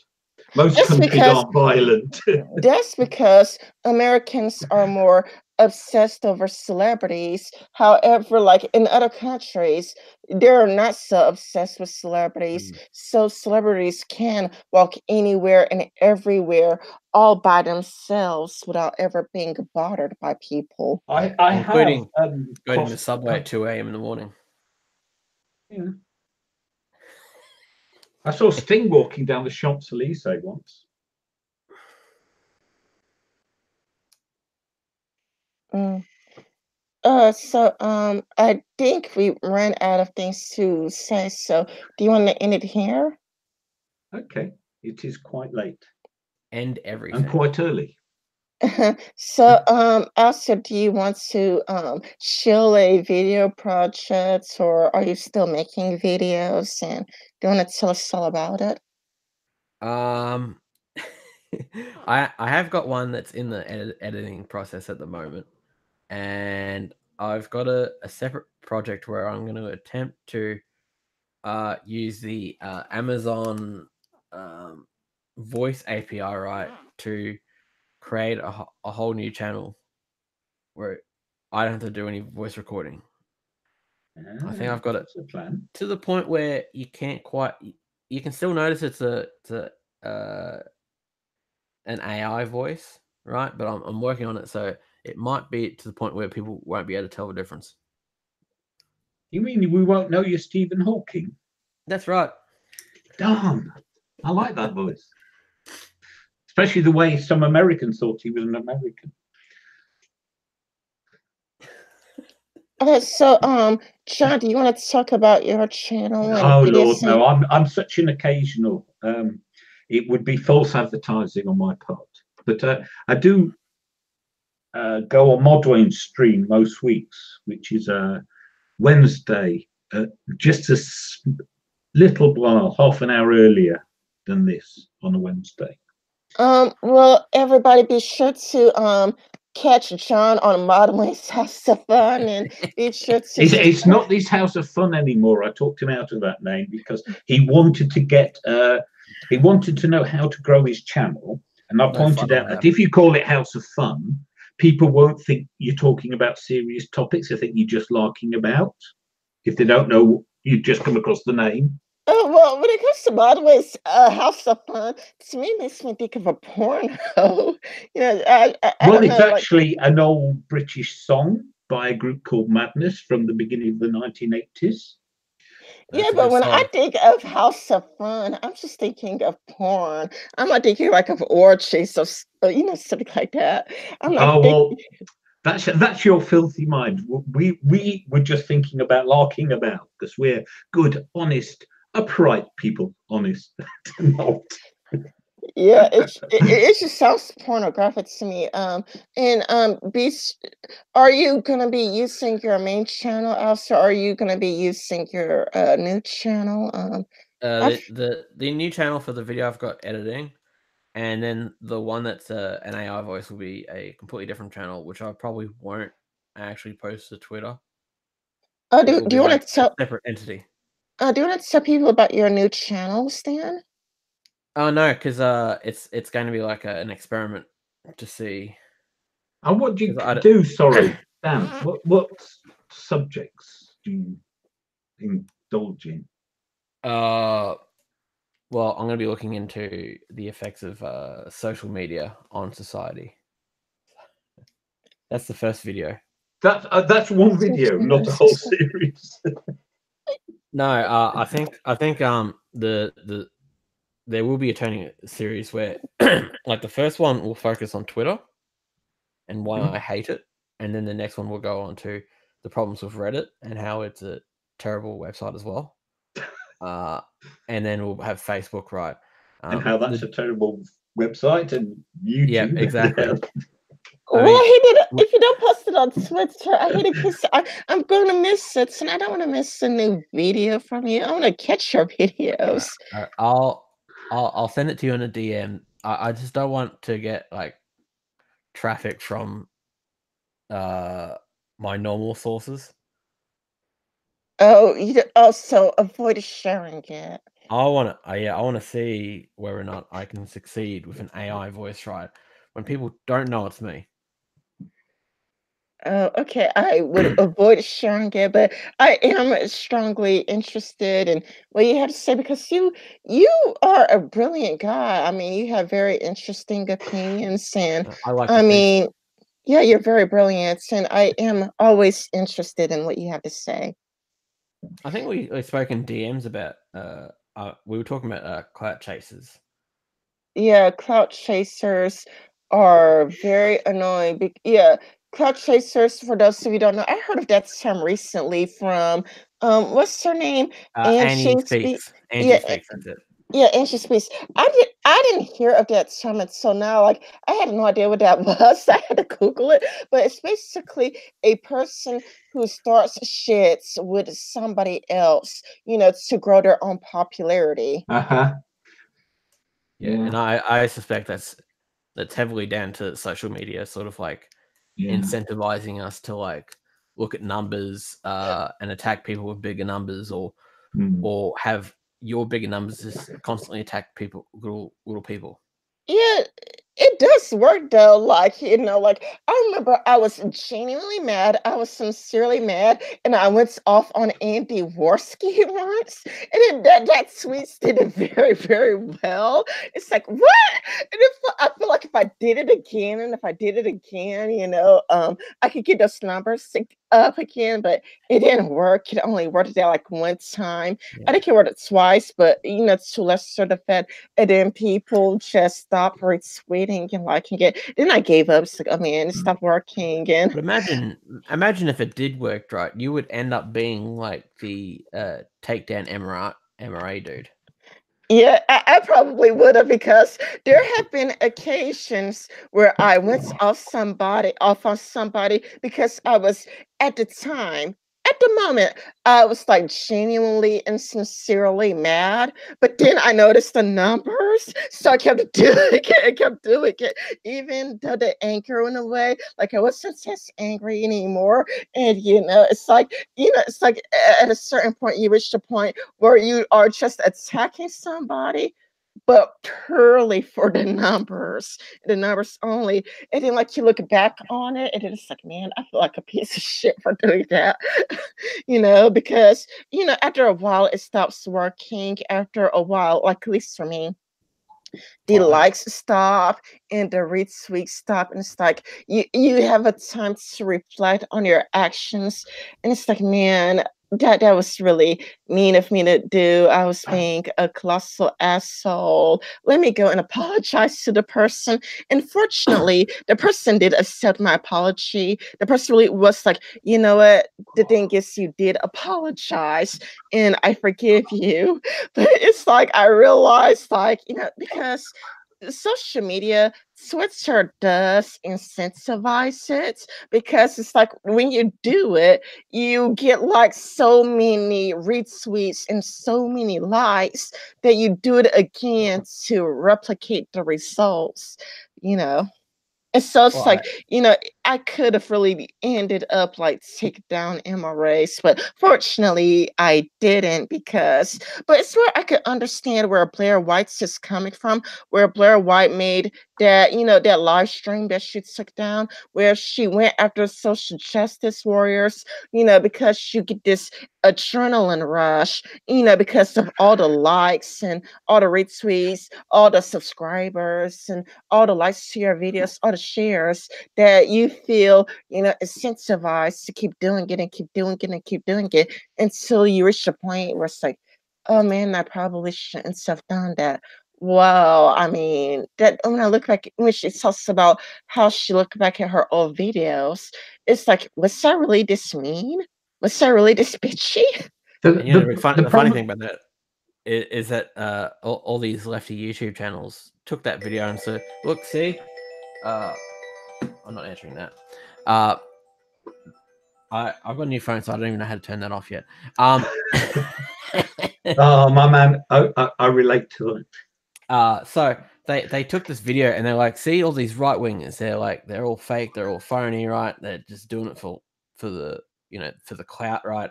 And then we see this video come out from Angie Speaks, and it's just like, oh, it's just the mirror opposite, except it's happening on the left. It's like, yes, I knew this was going to happen. But then No. they Wait. can't There's treat another people video. as individuals. That's the trouble. There is another video, and we both shared this one. It's where this guy says why I am no longer non-binary, and how he revealed that many top non-binary people are just faking it for subscribers, likes, and views, and clicks, and interviews. Where many of them, they'll say that they are they them in public, but they are he him in private.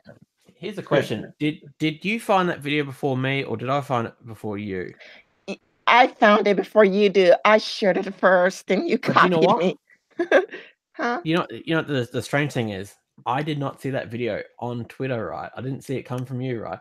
It was just in one of my recommendations, right, on YouTube, right?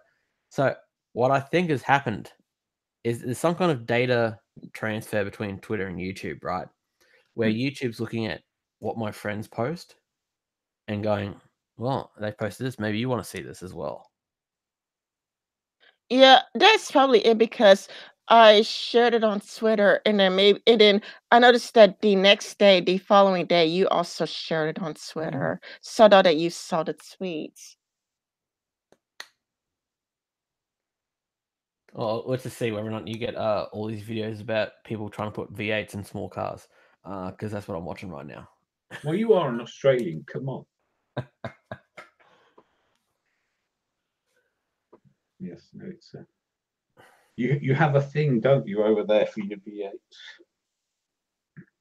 Oh, we have a big thing for V8s. Like how like America has like NASCARs, we have a V8 race. Well, you have those two brands, don't you? The Ford and the Ford General and Motors. Yeah. So we call it Holden because that's like the sub brand.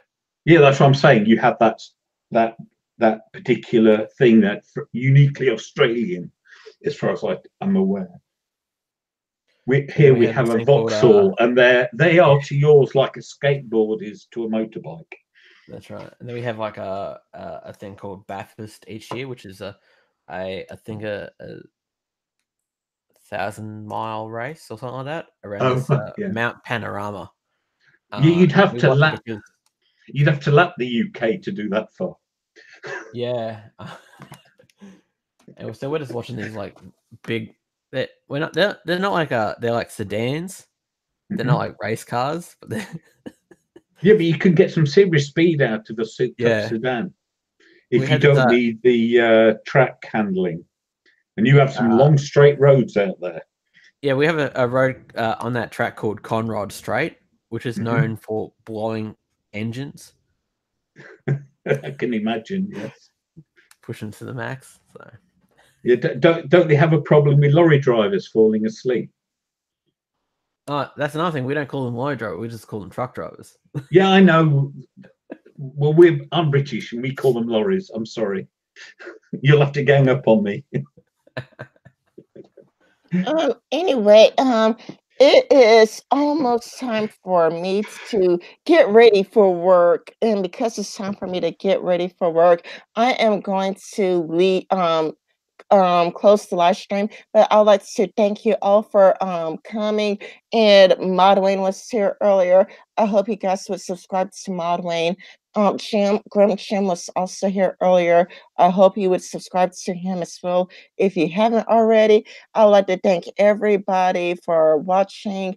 Thank you, Real Raving, for watching. Thank you, Noel, Armorson, Ludicrous, Leprechaun. I would like to just thank everybody who just participated in the chats. I'm trying to get to everybody. I don't know how to pronounce this. Goran, Utan, Ben. I don't even know how to pronounce that. It's like Alchido, Ya, Z, Pewdie Wayne. UD Wayne. Subscribe to Pewdie Wayne. What's one of those? Oh, let's think. I'm a grumpy old man. MC, I think I got everybody. Like I was just like did I mention toxic threats? I like to thank each and every single last person who, came to watch for watching. I would like to thank Hydra, yo. Hey Hydra. Yes, so it's like I would want to thank everybody who participated in chats for coming to watch it. It's like I just want to thank everybody. Bye. Bye.